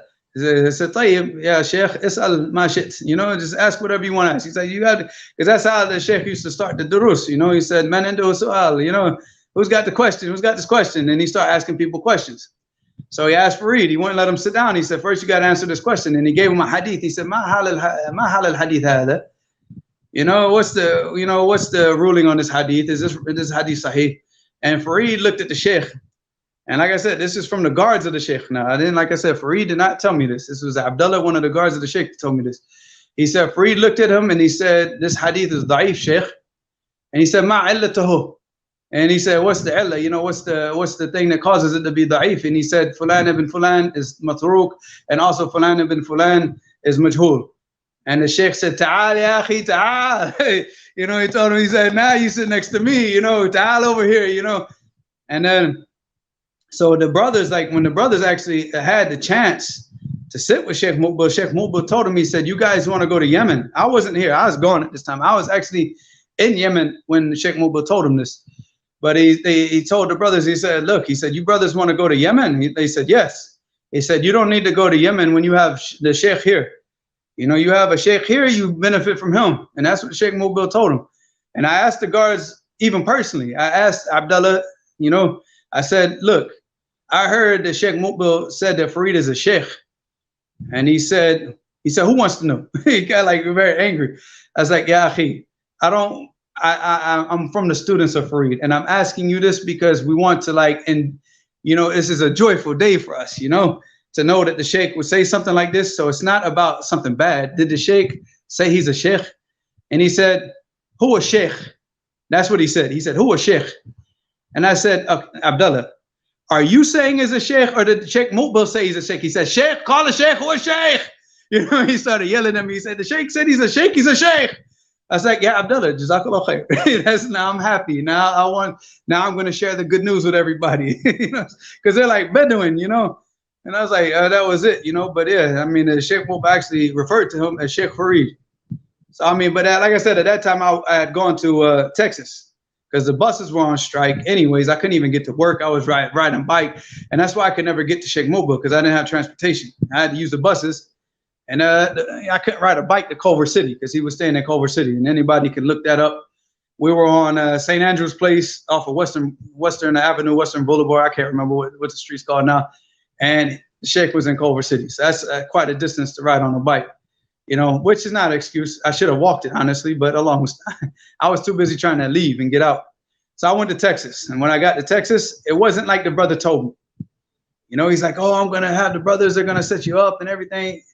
When I got to Texas, they're like, "Here, sleep in the masjid." I'm like, "Huh?" It's like, what was all this? Like, you know, the brother had friends and all this. And he's like, "Yeah, but we're all married right now. Just sleep in the masjid. We'll figure something out. Just sleep in the masjid." I was like, "Akhi, this is Texas, and it's hot, and you guys don't have the air conditioner on in the masjid." He's like, "You'll be patient for the night." I'm like, "Oh man, I think I lost 20 pounds that night in the masjid." So finally, after like 2 kilos of sweat, and then finally the Fajr came, I couldn't even sleep, man. I was like, just like all night, just doing this and doing this. I'm like, wow, it's so hot in this masjid, because it's blocks, you know, it's the block masjid, and then no insulation, and it's, oh man, it was hot. So then finally, you know, Salat al-Fajr, and nothing. Nobody came up to me. Nobody talked to me. I was like, okay, I guess I'm just going to stay in the masjid, right? So eventually one of the American brothers, he saw me, he's like, "What are you doing?" I said, "Man, you know, this brother, he told me to come out here, you know, to learn Arabic and everything." He said, I got you, akhi." So he went and talked to a Moroccan brother, and then they said I can come stay at their apartment. And I went to go stay with them. And then I found, like, while I was there, it was a brother, his name is Hassan. He's from Jacksonville, and he was with me from the time I first became Muslim. So he was there, and so I saw him, and he was like, "Wow, mashallah, I haven't seen you in so long." Blah blah blah. All right, we'll talk. We'll talk later. So in Texas, I just basically went the same thing. I just sat in the masjid all day. I'm just memorizing Quran. At that time, I was memorizing Surah Al-Rahman. I said, let me put because I had gone into the masjid and I heard somebody reciting Surah Al-Rahman. I said, man, that's the most beautiful thing I've ever heard. So I said, I'm going to memorize Surah Al-Rahman now. So I went and, started memorizing that. And then it was one day I was like in the masjid. Like I said, I didn't talk to anybody. I just there, No, not even like, just talked to the brother Hudayfa that I was staying with, and the other brother, the Moroccan brother. So then I was in the masjid. I was laying on my back, just reading the Quran after Fajr, and Hassan, he came up to me. I guess I gotta go back though, because I think I told you this story, right? It was the dream that I had first before this actual incident happened, which is probably the most important thing. Is that when I got to Texas, I had this dream that I was in a car with Hassan.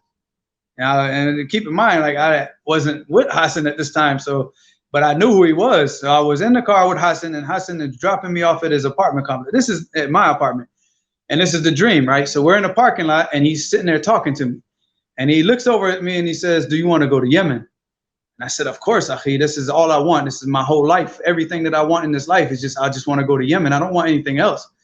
He said, "Take this $1,400 and go to Yemen." And I woke up, Akhi, I was so angry. Because first off, I didn't have $1,400 in my hand. And the second thing, I wasn't going to Yemen. I was like, nah, I've been cheated again, Akhi. I've been cheated again, because the dream was so real. When he handed me the money, it's like almost like I feel it, in my hand. And when I woke up, I'm like, nah, put me back to sleep. It's like, I can't, I don't want to wake up. If this is the case, I don't want to come back to this reality. I was on the reality that I enjoyed. I was going to Yemen. So I think maybe after that dream, that's when I saw Hassan in the masjid, actually. So, and then we talked, and he said, "Look, I'm going to come back. I'm going to talk to you later." I said, "Okay." So now fast forward to the day after Fajr, and I'm in the masjid. I'm going over Surah Al-Rahman. I was on the last part of Surah Al-Rahman, just about to finish memorizing it. So I'm laying on my back on the masjid floor, just with the mushaf, over my head, just reading. And he was like, shouldn't you have more respect for the mushaf, You should be sitting up and reading it. I said, Akhi, didn't Allah subhanahu wa ta'ala tell us, to remember him standing, sitting, or even on the jump, ala jump? Didn't he say ala jump? Isn't that in the Quran? Because I'm not Arab. You know Arabic. He said, hey, you got me. You're right. Yes, he did. So he said, technically you're on your back. I was like, I was like, whatever, hey, you get into details. He said, come on, let's go get some breakfast. So I, put the Quran, put the mushaf up, and I went with him. And we go to go get breakfast. So he said, took me to Krispy Kremes, and everybody loves Krispy Kremes, right? So we go to Krispy Kremes, we had some donuts and some milk and all this stuff, and nothing. I mean, he's talking to me about nothing. He just says, so what are you doing? I said, Akhi, man, I'm just trying to, get this Arabic language, trying to, be with the brothers and trying to learn Arabic. And because I was going around with the Saudis at this time. Like the Saudis are the closest people that I actually was with, and they didn't speak English at all, man. So I stayed with them because actually what happened was one of the brothers came from Saudi, and he was at the masjid, and he didn't know. He was trying to tell me, I'm looking for Fulan. So I stayed with him. I said, look, Akhi, I don't know what you're saying. You're speaking Arabic. I'm really a beginner. I tried to speak the few words I understood, and I'm trying to, I'm like saying, Anna, Muhammad, Anna, As'al, you, Anta, you, Akhi, so I'm like trying to do this, and I was like, I just stayed with him. I said, look, man, I know you don't understand what I'm saying. I'll just stay with you until your friend comes. That way, you're not out here by yourself. So when his friend came, his name's Saud. Now, Saud spoke a bit of English. He said, huh? He said, I said, here, this is your friend. He's looking for you. I said, you found him. He said, okay, I got to go. He said, where you going? I said, I'm going home. He said, no, you're going to have lunch with us. I said, nah, man, I got to go home. He said, no. You help my friend, I'll help you. So he took me, and like from that day, like the Saudis, they were taking me every masjid. It was like all Arabic, They would take me to the, there's one guy, he's Egyptian. He had an ijaz in the Quran. They take me over there, and I sit with him, and he talk about like tajweed, but everything was in Arabic. None of these guys could speak English. So that's all I was doing, and that's what I told Hassan, at the Krispy Kremes. So this is what I'm doing. He said, all right, I said, I'll take you home now. Come on, let's go. So we get to the apartment complex, and we're in the parking lot. And as soon as he pulled up, I looked at it, I said, Allahu musta'an. Allahu musta'an. You know, because I remember it's just like the dream. Like he literally parked in the same spot in the dream. The same, like I'm looking out the window of the car. I said, this can't be real. He's not going to say this. And he looked at me. He said, look, he said, me and the brothers, we're trying to put some money together and we want to send students to go study with Sheikh Muqbil. Do you want to go to Yemen? I said, yeah. You know, it's like, I've been waiting for this to happen. I was like, I woke up out of, you know, it's like, I woke up out of this dream. Of course I want to go. Yes. And, you know, I was like, now where's the $1,400? No. But of course he didn't tell me any money. He said, you know, there was no money. That was the dream, right? So he said, look, go get a job. Just pay for your visa. You know, if you could at least pay for the visa, we'll pay for your plane ticket and you go to Yemen. But he said, we're not going to help you after that. Once you go to Yemen, you're on your own. I said, I don't care. I'll do whatever I got to do. So I went and got a job for like 2 days. I worked and then I quit the job, you know, just the 2 days. And then I got the money. I got my paycheck. And then I sent I called the Yemeni embassy. I said, look, man, I want this. I got to go to Yemen. You know, can you guys expedite this as like ASAP, please? You know, because it was like the next Tuesday. They said, you know, they were going to, excuse me, they were going to buy the plane ticket. So I said, look, I need it by next Tuesday. It's probably like Wednesday or Thursday or something like that. I said, I'm sending you my passport now. So I sent the passport the next day.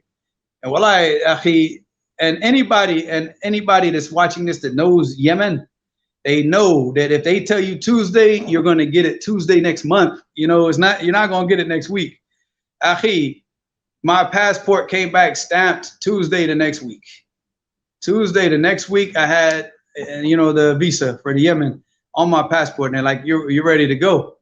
I was like, yeah, but I'm still waiting on that. You know, I was like, I had $11 in my pocket. So I'm like, still looking like, okay, where's that other part of the dream at? You know, because so I had a little bit of money left over also from something like, you know, another job that I had. So then, you know, that's all the money I had in my pocket. Like maybe at the most, maybe $20, $30. I was getting on a plane.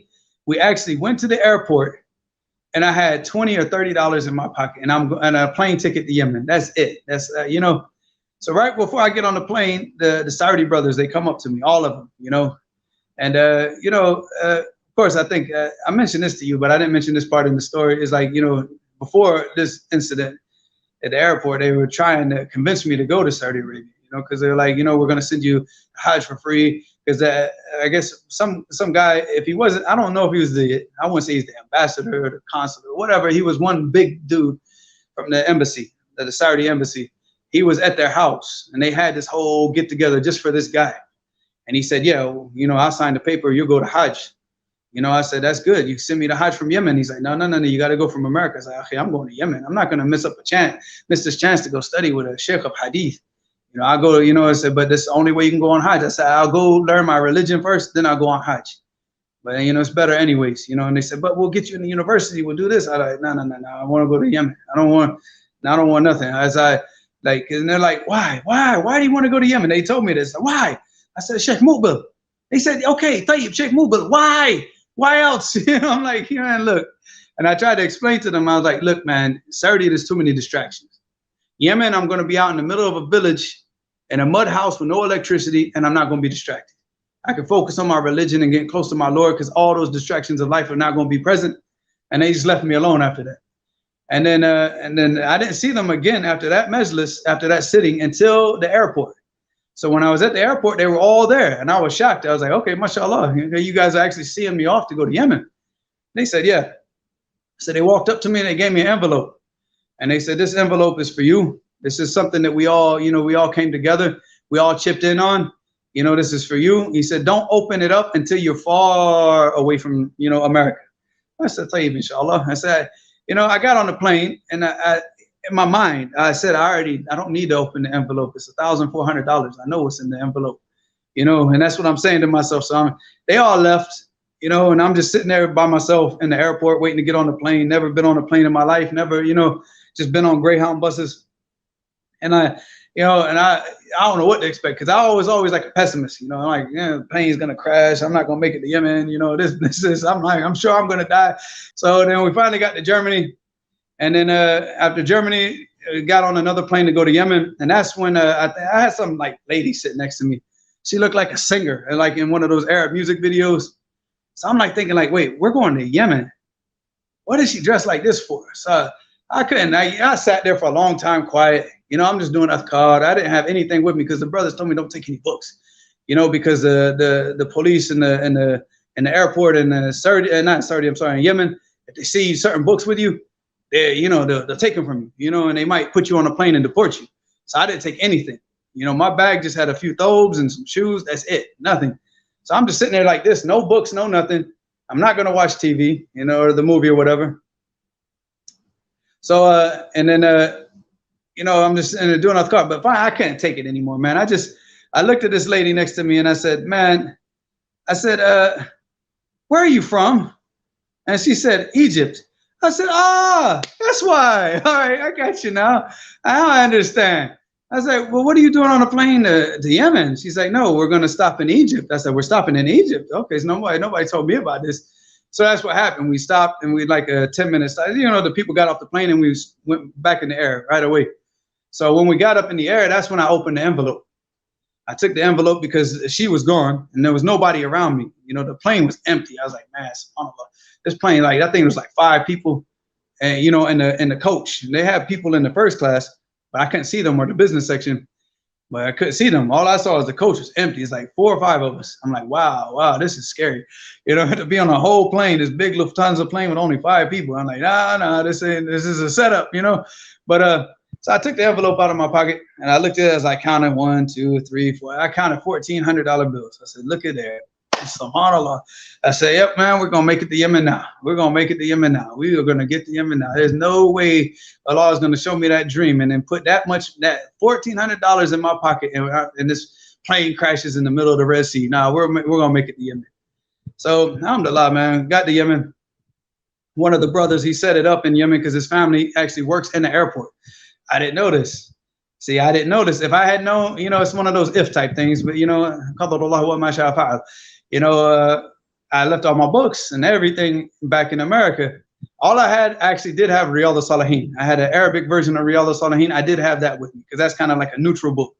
You know, everybody kind of reads from Riyadh al-Salihin. So I did have that with me. So when I get to the airport, the guy walks up to me. He said, give me your passport. I'm the last one in line. And the whole line, because I told you there's the people in the business and coach, I was the last one. So the soldier comes up to me and says, give me your passport. I didn't give you my passport. Who are you?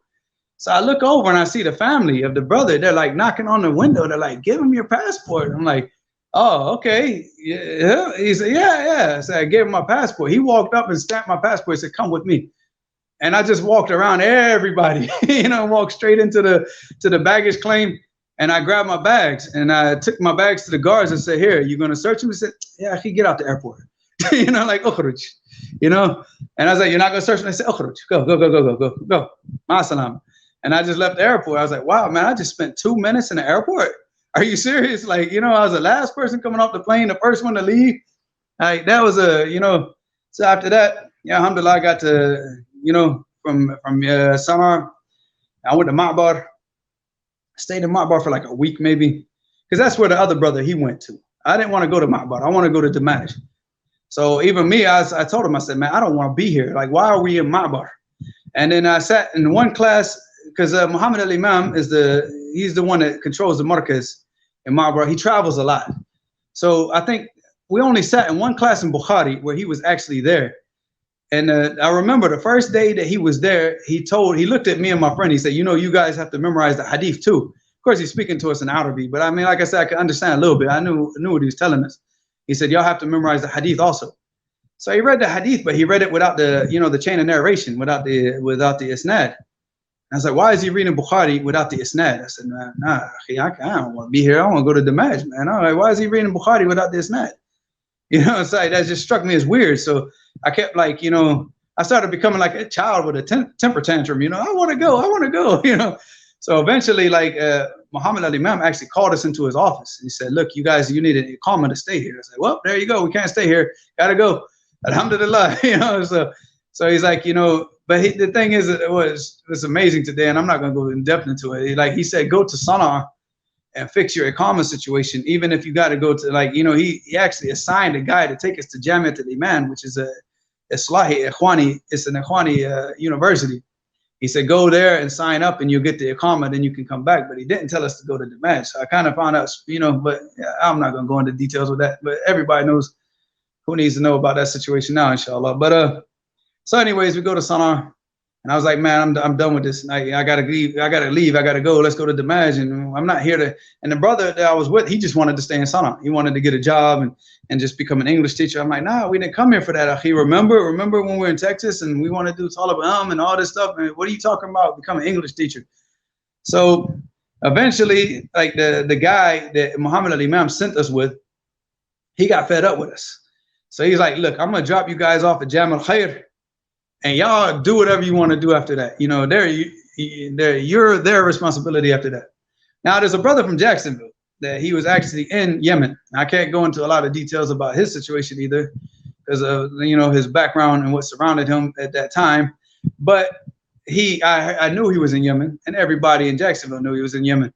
So, but I didn't know for sure. Was he in Dammaj? Was he somewhere else? So here we go. This guy drops us off at Jam al-Khair, in the Masjid al-Khair, which is the main masjid that everybody has to go to Dammaj. All right, so the brother, the Yemeni guy, he just dropped us off at Jam al-Khair, and that was it. And right when we walked in the door, I saw like a white dude with a red beard sitting on the wall reading Quran. I was like, huh, guy looks familiar.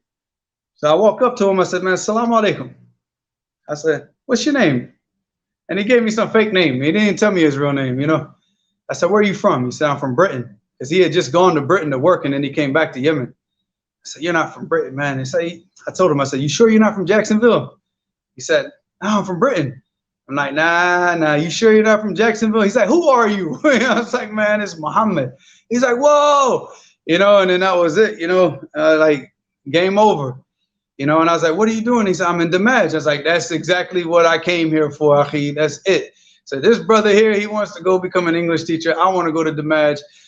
When do we get on the bus? So that was it, akhi. He had some work that he had to do in Sana'a because there was a brother from Dammaj. His wife was sick. Like, not her, she wasn't sick. The baby was sick. So he had to bring his wife down to take this brother's wife to the hospital because she had the other brother, he couldn't leave because he wasn't legal in the country and he could get arrested. So they went down and, you know, and because this brother, he had an Iqamah, which is, you know, the residential visa for marriage. So he went down with his wife, and his wife accompanied the brother's wife. So he said, once everything's finished, inshallah, we're going to go to Dammaj. Don't worry. So it took like maybe 2-3 days. And again, I'm starting to get fed up. I'm like, you know, starting to become like this, the child again. I want to go. You know, and then, but alhamdulillah, you know, like 3 days later, said, all right, man, we went to talk to the buses, and then that was it. You know, alhamdulillah, we got on the bus the next day, went to Dammaj, and that was the start. You know, like I stayed there for like 4 years. Alhamdulillah, I mean, that right there, akhi, that was, you know, there's nothing that can be said about a place like that. Like nothing that you could put into words. All I can say is that, like, I have never and don't ever expect to see a place like that ever in existence again. You know, like what used to go on there is just like all day long studies.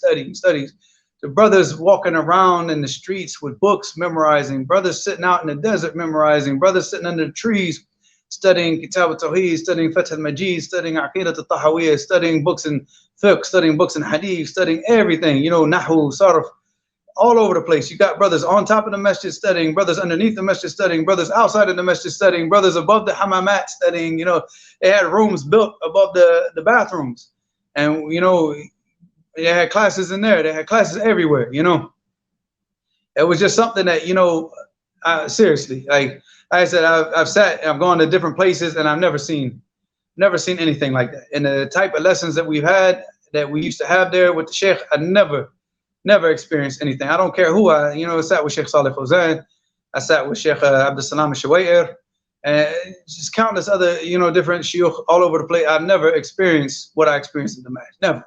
The way that the lessons were, how interactive they were, the sheikhs asking people questions. People have to stand up and read the hadith, you know, every single day in Bukhari. You had to memorize it because the sheikh will call on different people. He'll call on specific people.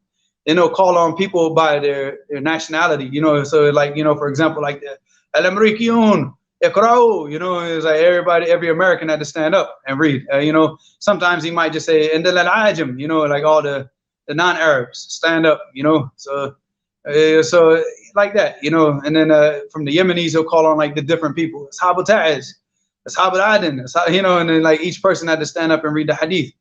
And that's just how it was, you know. It was very, very interactive. Like the Shaykh was always just like, you know, he always had these like different, you know, different issues that would come up. And the students would actually get in this argument with Shaykh, you know. They would go back and forth. And it was like, I remember there was one issue about, this issue lasted for days, whereas the issue about the children of the kuffar, if the child dies on the fitrah, and we have the ability to take the child, can we give that child an Islamic burial? So the Shaykh was on the opinion that yes, you can. If you have the ability to take the child that died on the fitrah, you give him an Islamic burial. The other students, they're like, nah, Shaykh, we're not with you on that. And they went back and forth, back and forth. After every single lesson, all four of them, there's like 3 of the students and the Shaykh, all 4 of them would go straight to the library and start researching. And then he'd do the like whatever, like the next class. This started in Tafsir ibn Kathir. Then it continued into the Bukhari lesson, which is after Salat al-Asr. Then it continued into the Sahih Muslim lesson, which is Bayna Maghrib al-Isha, between Maghrib and Isha. And they just going at it, you know. And after every single class, they all go straight to the library and they sit in the library for hours, each one trying to get an argument to defeat the other one. I think, Akhi Wallah, it took 2 or 3 days until finally the Shaykh looked at it. He said, look, he said, they're right. And, you know, he said they were right. That the hukum is that his hukum in the dunya is that he's a kafir. And he takes the you know, the burial of a kafir. His hukum of the ashabiyan from the ashab al-fitrah is the hukum for the akhirah, not for this life. In this life, he takes the hukum of his parents. And he said, I was wrong. He said they were right. And that was it, you know. And then next issue, you know, they just go right on to the next issue, you know. And it's just like, it was so interactive, you know. Like I said, it was never like that whole time I spent there, Akhi Wallah, I never wanted to leave, you know, never. You know, it was only up until like, you know, the brother that I told you about, the brother from Jacksonville, his wife wanted me to marry her sister. So, and this was like a little thing I was joking around when I first got to Dammaj. Me and the brother, we went to a store and I bought a chocolate. And I was just joking, Akhi. I wasn't serious. The girl's like 12 years old, you know. So I said, look, man, take this chocolate, go give this to your wife's sister and tell her when she grows up, she's going to be my wife, you know. And he did that. And I was like, dude, I was joking, Akhi. But he went and he gave her the chocolate and said, this is from Muhammad. He said, when you grow up, he's going to marry you. She threw the chocolate. She said, I don't want his chocolate, right? But Allah writes what he writes, Akhi. So, you know, and she grew up, and then like when she got to like, I think it was like 16 or 17, and the family's like, when you gonna marry, you know, when are you gonna marry her? I'm like, what are you talking about, man? I was just joking. You still talking about the chocolate from like 4 or 5 years ago? It's like, yeah, you're gonna go marry my sister. I said, Allah musta'an. So it's all right, but they told me like the only way you can marry, you gotta leave Dammaj. You gotta come out, you know, and marry her in Sana'a, because you have to get your paperwork legal, because you can't marry her any other way. So I talked to the Shaykh, and then that's when I ended up leaving, was at the end of 2004. Now, of course, at that time, that was when the Houthi war started. And that was going on in Sada, in the northern part of Sada. Sada started like in around July 2004. So that was like the last year that I was there. It was just chaos, you know. Just chaos, you know, like you had the planes flying over, the tanks going up the mountains and the shooting all night long and explosions. I remember like one of the last nights that I was there, like I was going to my room, because there was another American brother. He was young, but he went back to Sana'a, and he left me the keys to his room. He said, if you want to stay in my room, you can stay in my room. But I never did, right? Because I'm like, I got my own room. I want to stay in your room, but I'll go and check on your room, right? To make sure nobody burglarizes it. So I'm going to my room. As soon as I put the key in the door, I heard boom, like this big explosion right behind my room. I was like, I think now I'm going to go sleep in his room tonight. You know, it's like, that's it, man. You know, subhanAllah, like, that was like the first, you know, that was the first hint of craziness in that country, you know. But then ended up like at the end of 2004, like the same day that they killed the leader of the Houthis was the same day that I went down to Sana'a. And there's a brother that had already gone down there, so I went to go stay with him and his family. It's a brother from North Carolina. His name's Abu Zainab. You know, his very close brother. He was with me the whole time in Dammaj. He was he was in Dammaj from like the 90s. You know, so he was like a brother. I used to go and sit with him all night long. We just talk. We sit up, like I have, like bring some coffee, like some Indonesian coffee to his house, because the Indonesian brothers used to sell the coffee in their stores. And we sit up all night just going over different issues, just because that's all Dammaj was, akhi. You know, Dammaj was just like, that's all we talked about. If we weren't talking about issues, we're talking about books. If we weren't talking about books, we're talking about just how hungry we were. But I mean, there's not, you know, like some of the foods that we probably miss because we're so hungry. But other than that, like 99% of the time, we're just talking about just whatever, like just issues of books. A lot of the times it's books. Oh, I bought this book. Oh, what is this book? But this book is not as good as this book. And this book talks about this. And this book has this. And that's it. You know, and some nights we like, we'd go and we have this issue. It'd be like 10 o'clock at night. And I'm like, oh, I got to go. I'm going to go to the library and look up the issue. And I go to the library, sit in the library until they close. Then come back to his house and we drink some more coffee. And then I tell him like what I found in the library. That's all we did. That was our fun, you know. So along with Stein, you know, we didn't have, you know, our toys were like books. So like I said, that type of environment, never, you know, I've never seen an environment like that. And I don't expect to ever see another environment like that. You know, maybe someplace like Mauritania, but not at that level. Like we would literally see we would go through a hadith in Bukhari, and the Shaykh would do it. The Shaykh would do it. You know, every single thing. Like if you read the hadith, we would do it. If the Prophet sallallahu alaihi wasallam, we went through the hadith where the Prophet sallallahu alaihi wasallam prayed, you know, he read this surah and this surah and surah and Salat al-Jum'ah. You know, you already know the Shaykh's going to do it. You know, every single Friday morning. You know what the Shaykh's reading. He's going to be reading Surah Al-Sajdah and Surah Al-Insan. You know that. You know he's going to be reading it. So even on Friday, we could take our time because we knew he's going to start off with Surah Al-Sajdah. So the first rak'ah is going to be like 3 pages. So, you know, we could make wudu, you know, and walk a mile and still get to the first rak'ah, you know. So it's like, mashallah, it was cool. You know, but then, you know, I had to go to Sana and get married. And when I get married, I got to work. So that was it. You know, so like the next 11 years, I just spent it like, you know, just working. It took me about 3 years before I could actually get married, because it took me 3 years to get my paperwork straight, because I was illegal the whole time I was in Dammaj, and they just wanted to kick me out of the country. But you know, and in fact, they were going to kick me out of the country. I was at school one day in the school. I got a job at the school. They said we could do the iqamah for you. I said, all right, try, inshallah. And they did. They went and tried, and they said, you have to leave the country. That's what they told me. So a woman was passing by, and she heard the conversation in the principal's office. She said, what did they say? They said he's got to leave. And I said, look, man, I don't want to leave, man. It's a Muslim country. I love Yemen. I'm not trying to leave this country. You know, I'm not trying to leave. I'm not, no, I'm not going to leave. So the woman said, give me his paperwork. So they gave, you know, the school was like, what are you going to do? Because, you know, this woman looked like she was like, I don't know who she was. She looked like she was the woman that cleans the school or something, you know, like, you know, I was like, I didn't want to disrespect her or anything, but I'm like, what are you going to do, honestly? You know, she said, just give me the paperwork. So they gave her the paperwork. She went and she came back and bam, my passport was stamped with the iqamah. I was like, what did you do? She's like, there you go. You can thank me later. Just make dua for me. But you got 1 year, you know? I was like, are you serious? She said, yeah, you got 1 year. You're iqamah. That's real. I was like, wow. Wow. I mean, I didn't even leave the office. The principal's office, she had already come back with the passport stamped. You know, I was like, wow. But she said, you got to pay $1,000 though, you know, because of the fees, you know, for the late fees. And said, once you pay, that's it. So the school paid it, and I paid the school back, you know, little by little. And that was it. You know, after that money was paid off, khalas, you know, and then I got, you know, started renewing the comment. I got married. So then once I got married, and, you know, it's just like that, you know, just typical life. So during that time when I was trying to get married, it was like maybe those 3 years, I really wasn't doing much studying. You know, I was still trying to memorize the Quran.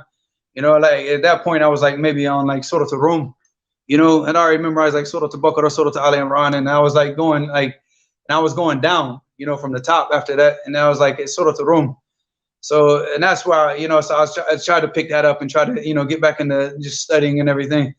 And then when my wife got pregnant, that's when I looked at my wife. I said, now it's time to get serious, you know. She's like, what do you mean? I said, man, we's like a bunch of ignorant fools. What are they going to teach the children, you know?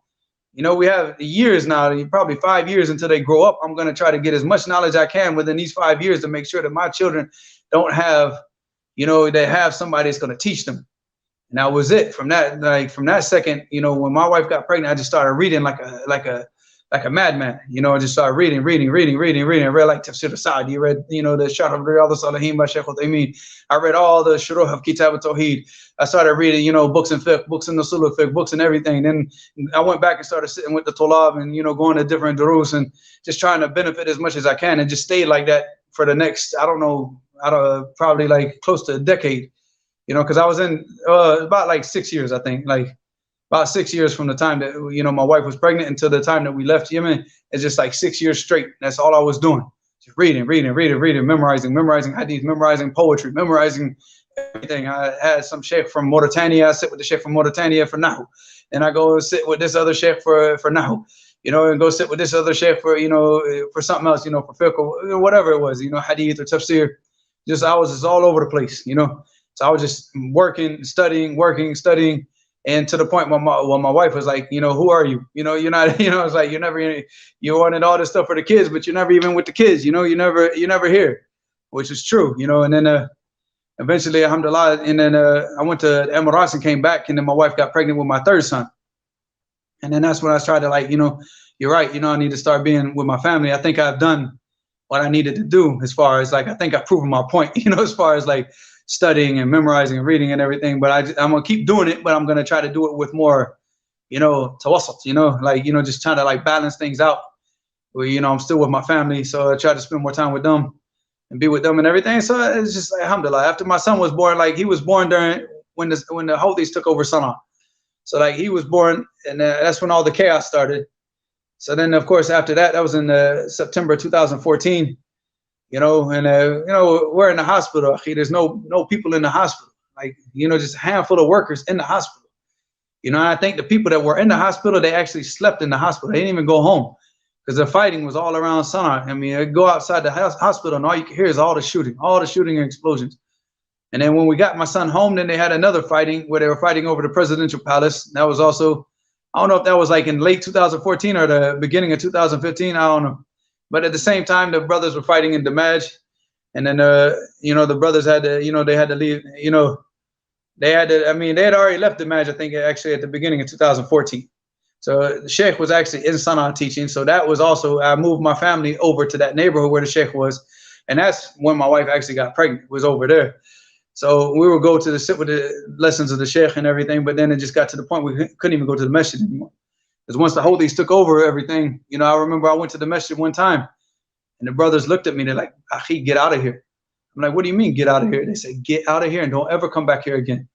I say, "If they see you here, Akhi, you know, you don't know what's going to happen to you." Because they had already taken like 60 brothers, you know, foreigners, you know, all the brothers. They just came in Salat al-Fajr and took all the brothers and put them in jail. Houthis, they just like arrested all of them. They're like, "Don't come back here again."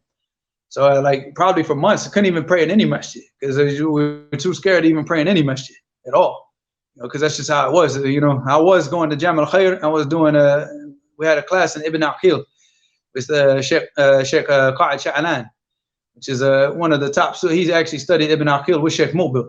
So he was the one teaching us, and it was me and like 3 other brothers. It was a good class, you know. So it was like, you know, he could ask us like and go at us one-on-one, you know, like, you know, do the Arab of this, do the Arab of this. And we were like, you know, and he was like just busting our heads like every single day.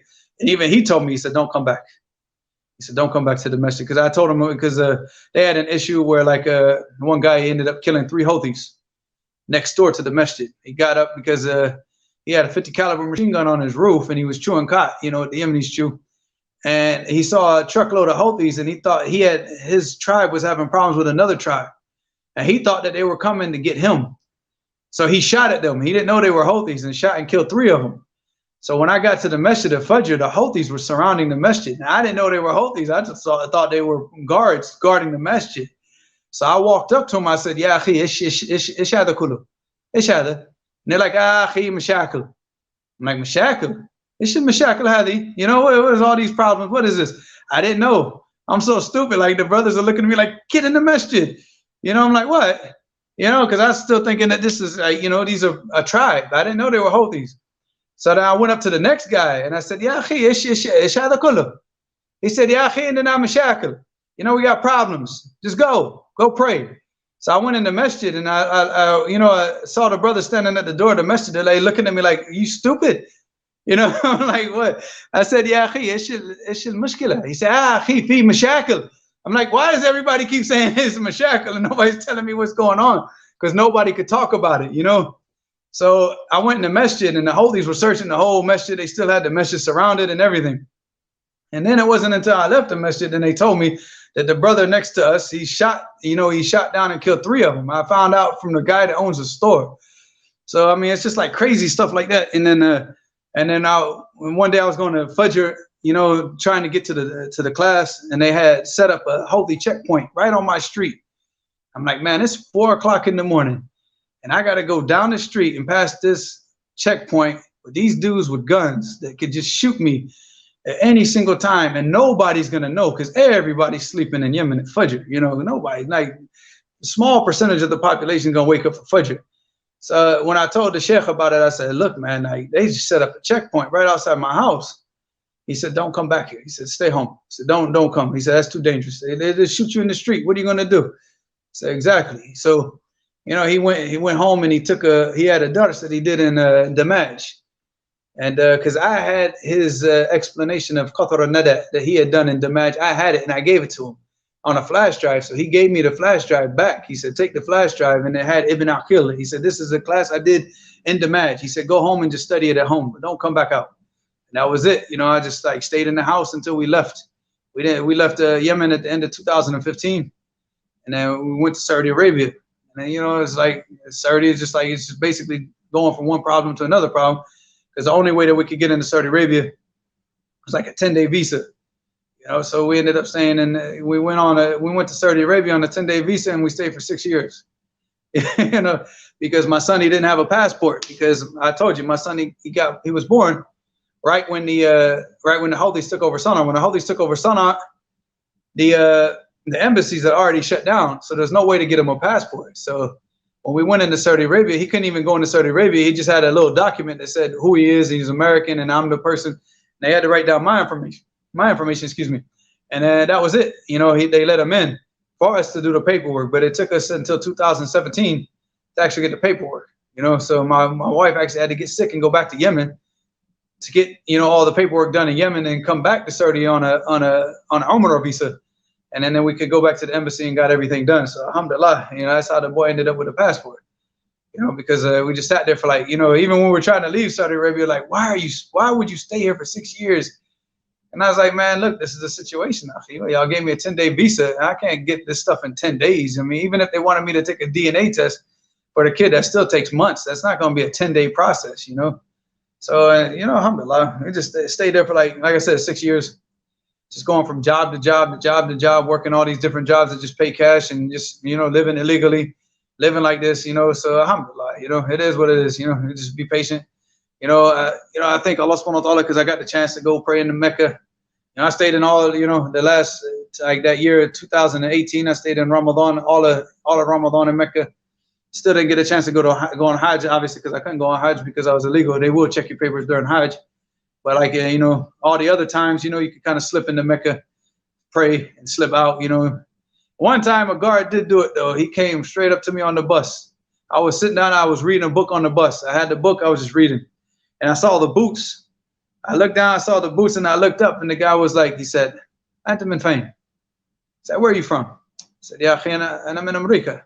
He said, "Anta Amriki?" I said, "Naam, ana min America." He said, "Oh, tayyib, khalas." And he just walked off and went to the next guy. He said, "Where are you? Give me your passport." You know, I was like, okay, alhamdulillah. He didn't bother me with that. Like, that scared me, akhi, because I just got done seeing my kids in Mecca, because my kids were staying with a brother in Mecca and his family. And just imagine that, like, getting put in jail. I was like, oh, man, here we go. But alhamdulillah, so it's just, you know, like, I try to keep that same balance in Saudi Arabia. As soon as I got to Saudi, I just started, like, focusing in fiqh. Like, you know, just trying to read everything in fiqh, you know. Started reading like Darari, you know, read through like Nail al-Awtar from Shaykh. And mainly, you know, the books that we used to go through in Yemen. And then alhamdulillah, you know, up until we couldn't stay anymore, you know, because they wouldn't allow me to work anymore. They wouldn't allow me to do anything. So we ended up having to leave. So alhamdulillah, we got the exit visa and back in Jacksonville now. Allah musta'an. You know, that's like the most abridged version that I could give you. Allah musta'an. Jazakallah khair, akhi. Thank you so much. This was such an enjoyable, fascinating roller coaster of a story. And alhamdulillah, akhi, I'm glad that you're back. We're both in the same city now. I'm really excited to hopefully work with you in the future, inshallah, for the sake of Allah. Seek knowledge together, give da'wah, and please, everyone in the comments, let us know what you'd like to see from our brother here. And akhi, before we close, do you mind just telling us a little bit about what you've gone through since coming back? Because you left for 20 plus years, and then to come back all of a sudden, what has that been like? Well, it's like I told people, like, I'm from Jacksonville, and I'm a stranger in my own city. I'm a stranger in my own city, because even the people that I knew, the majority of these people, they're dead, they're in prison, they're just grown and they just moved on with, somewhere else. They don't live here, So it's like I'm a stranger in my own city. I know the city, I know everywhere to go. I can tell you, like, go here, go here. I know where all the places are, but I'm a stranger, And then when I first I tried to get back here, start working and trying to do everything, because I need to, obviously I was in Saudi for months before they gave me the exit visa. So when I got here, it's like we had nothing. We had nothing. So the brother's like, oh, no, be patient. We want you to teach. I'm like, I can't forget all this patience thing. I got to get a job. I got to start working. I got to start feeding my family. I can't just sit here and just rely on people. I got to do, what I'm supposed to be doing, So just, help, leave me alone. Let me get a job. So when I started working, that's when reality really hit. I'm like, wow, man, we're not in Kansas anymore. It's like, this is like, because I'm at a job and I'm like, people will come up to me and talk to me at the job. I'll respond to them in Arabic, It's like, I start talking to them like, Hayakum Allah. And they're like, what did you just say? I'm like, hey, I said, how you doing? How you doing? Hi, because I'm so used to this, I'll be at work, I'll be like, yeah, akhi. And like, wait, you're not an akhi. You're not an akhi. Who are you? You're not an akhi. What am I calling you akhi for? So it's just like, just getting used to this, like just not being around Muslims, not hearing the adhan, not, going to the supermarket and actually paying attention to things that you're buying, like, because I told my kids, like, I remember, akhi, we were on a plane from Germany and they gave us food, right? But it was a hot dog. So I looked at my kids, I said, man, don't touch that hot dog. And they're like, what? They said, that's pork. And then my kids don't even know what pork is. They hear about it, right? But they've never seen it. They were born in Yemen. They grew up in Yemen half their lives and Saudi half their lives. That's the older ones. The youngest one, he basically just grew up in Saudi. He was born in Yemen, but he grew up in Saudi. So I'm telling him, like, don't eat this. He's like, why? It's just meat. I'm like, dude, this is pork. He's like, what's pork? Like, he's trying to eat it. I'm like slapping the pork away from him. And I'm like, nah, man, we're not in a Muslim country. We're gone. Those days are over. We got to like check every single thing that we're eating now, because there's alcohol in this, or there's pork in this, or there's something, and, like in Saudi, you just go to the supermarket, just buy it. Whatever you like, you just buy it. Yemen, the same thing. You just buy it. So, I mean, all of this stuff, just dealing with the people, because the people, obviously, the level of intelligence is just completely diminished greatly, from like when I was here. I thought we were the dumbest generation, but I guess, there's still a lot left to be learned, but, like the amount of intelligence, like you can't even have deep conversations with people anymore. A lot of the culture down south of the, the people, the friendliness and just that family atmosphere doesn't exist anymore, and I saw that in Yemen, and I love that in Yemen. That's why I didn't want to leave Yemen. Because Yemen, everybody's real close. Everybody's, you got neighbors. The neighbors are bringing you food. You're taking them back food, and they're bringing you food, and then you're taking them back food. So the plates just keep going from house to house to house to house, back and forth, all the time. In Ramadan, I remember in Saudi, I walked out to the street. I just walked out to the street. I just wanted to see, I think I was waiting on an Uber or something. I don't know what it was. And I walked out to the street. A guy pulled up and said, hey, take this. I'm like, what is this? He gave me a whole bag of meat. It was on Eid. He said, here, just take this. I was like, akhi, I have meat. And he's like, nah, take it. I said, but I have. He said, nah, take it. So I went inside, and we had a guy that's working inside the place, the apartments. He's he's a Bengali. So I gave it to him. I said, akhi, here, take this. You could eat that with your friends. The brother he just gave it to me on the street. But that's just how it was. But then, to get used to that type of lifestyle and come back to America, people are very selfish, unfortunately, as you know, People have become very like, you know, me. It's all about me. It's all about me. So the attitudes change. Where, you know, when coming back, I'm thinking like, okay, this is, you know, in my mind, it's about Islam. This is about what we're gonna do for Islam. It's not about me. It's not about anything. It's about like, let's get back. Let's get back to Jacksonville. Start teaching the people the religion. To start, you know, teaching the people Tawheed, teaching the people Quran, Sunnah. It's about the knowledge. It's about, you know, the Deen. You know, the knowledge of the Deen. But I don't see that. You know, I don't see that except for only in a few individuals. You know, and inshallah, you're one of them. You know, but you don't see that in too many people here. Everybody's just focused on whatever they're focused on, get what they need to get. What I got, it's not about, you know, and unfortunately, that's a sad reality that has to change. And the only thing that's going to change that is that the people get focused on the knowledge and get back to learning the Quran and the Sunnah the way that it's supposed to be learned, and the way it's supposed to be taught, and the way it's supposed to be understood and applied, you know, and implemented. You know, other than that, we're just going to keep falling off into the types of things that we, you know, fall into. I mean, everybody, all the people that follow your videos, they see, you know, all the types of issues that you have to, you know, unfortunately, that you have to address on a regular basis, because these problems are now problems amongst Muslims where they shouldn't be. They shouldn't be a problem amongst Muslims. But it's like, if we're not doing our job, we're not living the life that we so-called profess to live, you know. Ya ayyuhalladhina amanu lima taquluna ma la taf'alun.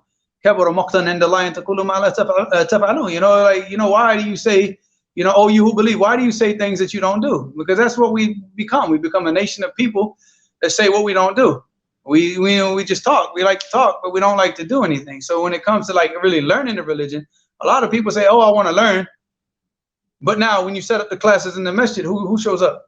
Who's there? You know, what's happening? And you see like what's been going on, you know, in Jacksonville, even the problems that I've had to face just trying to like teach the people, you know, of not even being allowed to teach in some places, you know, where they do, you know, so it's like, you know, it's like Allahumma musta'an, you know, or even to the point where you offer your services for free, you know, like I'll teach 7 days a week if I have to, you know, but they don't even want you teaching in this masjid over here, you know, or something like that because of whatever, you know, issue that they have. So, you know, alhamdulillah, you know, it takes a lot of patience.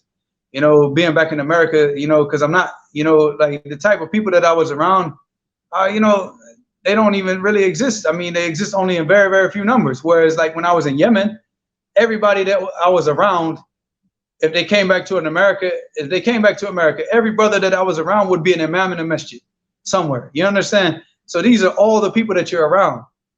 But now when you come back to America, you're around people that don't have that type of knowledge. So it's Allahumma musta'an. So I just, you know, got to keep reading books, and you know, all the time I'm on the, you know, talking about different issues with the brother that I told you about, the brother from North Carolina. I was in it, you know, we go back and forth over what's up, you know, because it's the only way I can keep my sanity, you know, because it's just unfortunately, even if the brothers had that type of desire to learn, you know, I have to go back and start the very, very, very, very, very basics with them, you know, and you know, so alhamdulillah, man, it's just everything requires a lot of patience. You know, it requires a lot of patience from me and a lot of patience from them, from the people learning the religion. But, you know, it's going to take some time to build something here. And you know that, I know that, you know, so alhamdulillah, man, you know. Alhamdulillah. And inshallah, this is the beginning of making some progress in that regard. I ask that Allah subhanahu wa ta'ala make this video beneficial. And I really thank you for putting yourself out there. It does take a lot, you know, for people like yourself to actually come on YouTube and actually record your story and step out into the public. So may Allah grant you the best of rewards, and may Allah make everything easy for you and your family. And I encourage everyone to take a look at the links in the description, and you can find out more about, you know, benefiting from our brother Muhammad in the future, inshallah. And Akhi, I'll give you the last word. Is there anything else you'd like to say before we wrap this up? I mean, my main advice is that, you know, I just advise the Muslims to focus on that. You know, stop getting so attached to the dunya, you know. Like the Prophet ﷺ said, "Inna dunya hulwatun khadiratun wa inna Allah mustakhlifukum fiha. Fayanzuru kayfa ta'malun. Fattaqu dunya wattaqu an-nisa. Fa inna awwala fitnati bani Israil kanat fi an-nisa." You know, Allah subhanahu, the Prophet ﷺ, he said, you know, that the dunya is just, it's like, you know, it's beautified for you. You know, you have all the greenery and everything that you want. You know, wa inna Allah mustakhlifukum fiha. You know, and the istikhlaf, of course, you know, from the word khalafa, it means, you know, that you have the progeny that comes one after the next. You know, you have a child and your child has a child, and so we're like mustakhlafuna fiha. You know, where Allah subhanahu wa ta'ala makes us generation after generation that we're going to keep living in this dunya for a period of time, generation after generation. So we have to keep passing that knowledge down to each generation. If we're just passing down love for the dunya and love for, you know, and no love for the akhirah, then what type of thing, like, how is the next generation going to be? You know, and, you know, and Allah mustakhlifukum fiha falyanzuru kayfa ta'malun, and so He can see how you're going to act in it. Like, this is like, you know, you're going to be put into different positions. You're going to be tried and tested. You might be put into positions where you have nothing, and positions that you might even be in a position of authority, to where, like, you know, people, you know, rely on you, and Allah is going to see how you act. Are you going to act according to the Quran and the Sunnah? Or are you just going to act according to your desires or to something for the dunya? You know, and that's, you know, this is the reality of the dunya. And then what did He say after that? He said, "Fattaqu dunya." You know, and here we're not, you know, He's not asking you to have taqwa with the dunya, but having taqwa Allah subhanahu wa ta'ala in your affairs in the dunya, like how you act in the dunya, that you get your money from halal, that you act with halal, you know, that you do the things that are pleasing to Allah subhanahu wa ta'ala. Fattaqun nisa, and you also have, you know, the taqwa with Allah subhanahu wa ta'ala in regards to the women. And that's what you see right now. A lot of the problems with the young people now is that they're just maftun with the women, maftun with the dunya, because this is all what's getting fed in their heads. They're not getting fed knowledge of the religion. They're not getting fed Quran and the Sunnah. They're not sitting in the masajid reading books of Hadith, and they're not learning this stuff. They don't know about the Prophet. They don't know about the Sahaba, and they don't know about the Tabi'in or the Atba' Tabi'in or whatever, any of the ulama from, you know, from the Sabiqin al-Awwaleen, so from the, you know, the pious predecessors. So this is what I advise the people, man. Just focus on learning your religion. And don't be like, you know, the people constantly rely on other people to teach you what you should already know. You have to have a responsibility. You take that responsibility and accountability for yourself to go and learn the religion. What's an obligation upon you to learn?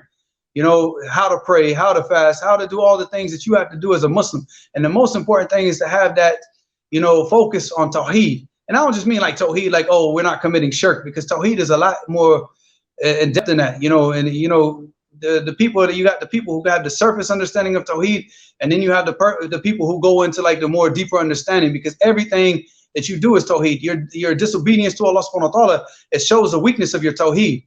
Your lack of following the Sunnah shows your weakness of Tawheed. So if the people are not following the Sunnah and they're disobeying Allah subhanahu wa ta'ala night and day, then that means that we need to focus on Tawheed, because that's the issue.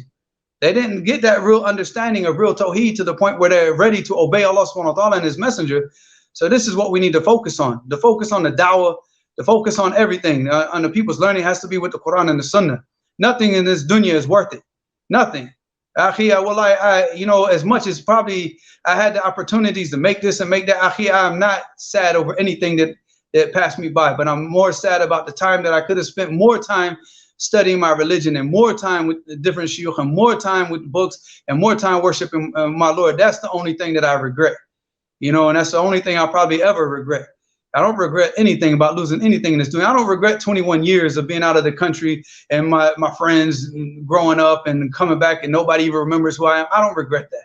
I don't regret being away from my family. I don't regret anything. But I do regret every second that I wasted, that I could have been spending it reading the book of Allah, reading the Sunnah of His Messenger, and practicing those things, or teaching those things, or just being around that environment. You know, that's the only thing that I regret. And that's the way that I advise the people to, you know, not to regret, to utilize every second of your day to try to learn your religion and practice your religion to be the best that you can be for the society. Because wallahi, we need it now. We need it more than ever. Wallahi, we're in a bad state. And I don't even want to, I mean, there's nothing further that I can say about that, because everybody knows our reality. Allahumma musta'an. Jazakallah khair. I really, really appreciate it. Everyone, please check the links in the description and check back, inshallah. Hopefully we can have our brother Muhammad James back soon. Jazakallah khair. Thank you once again. And until next time, assalamu alaikum wa rahmatullahi wa barakatuh. Wa alaikum assalam wa rahmatullahi wa barakatuh.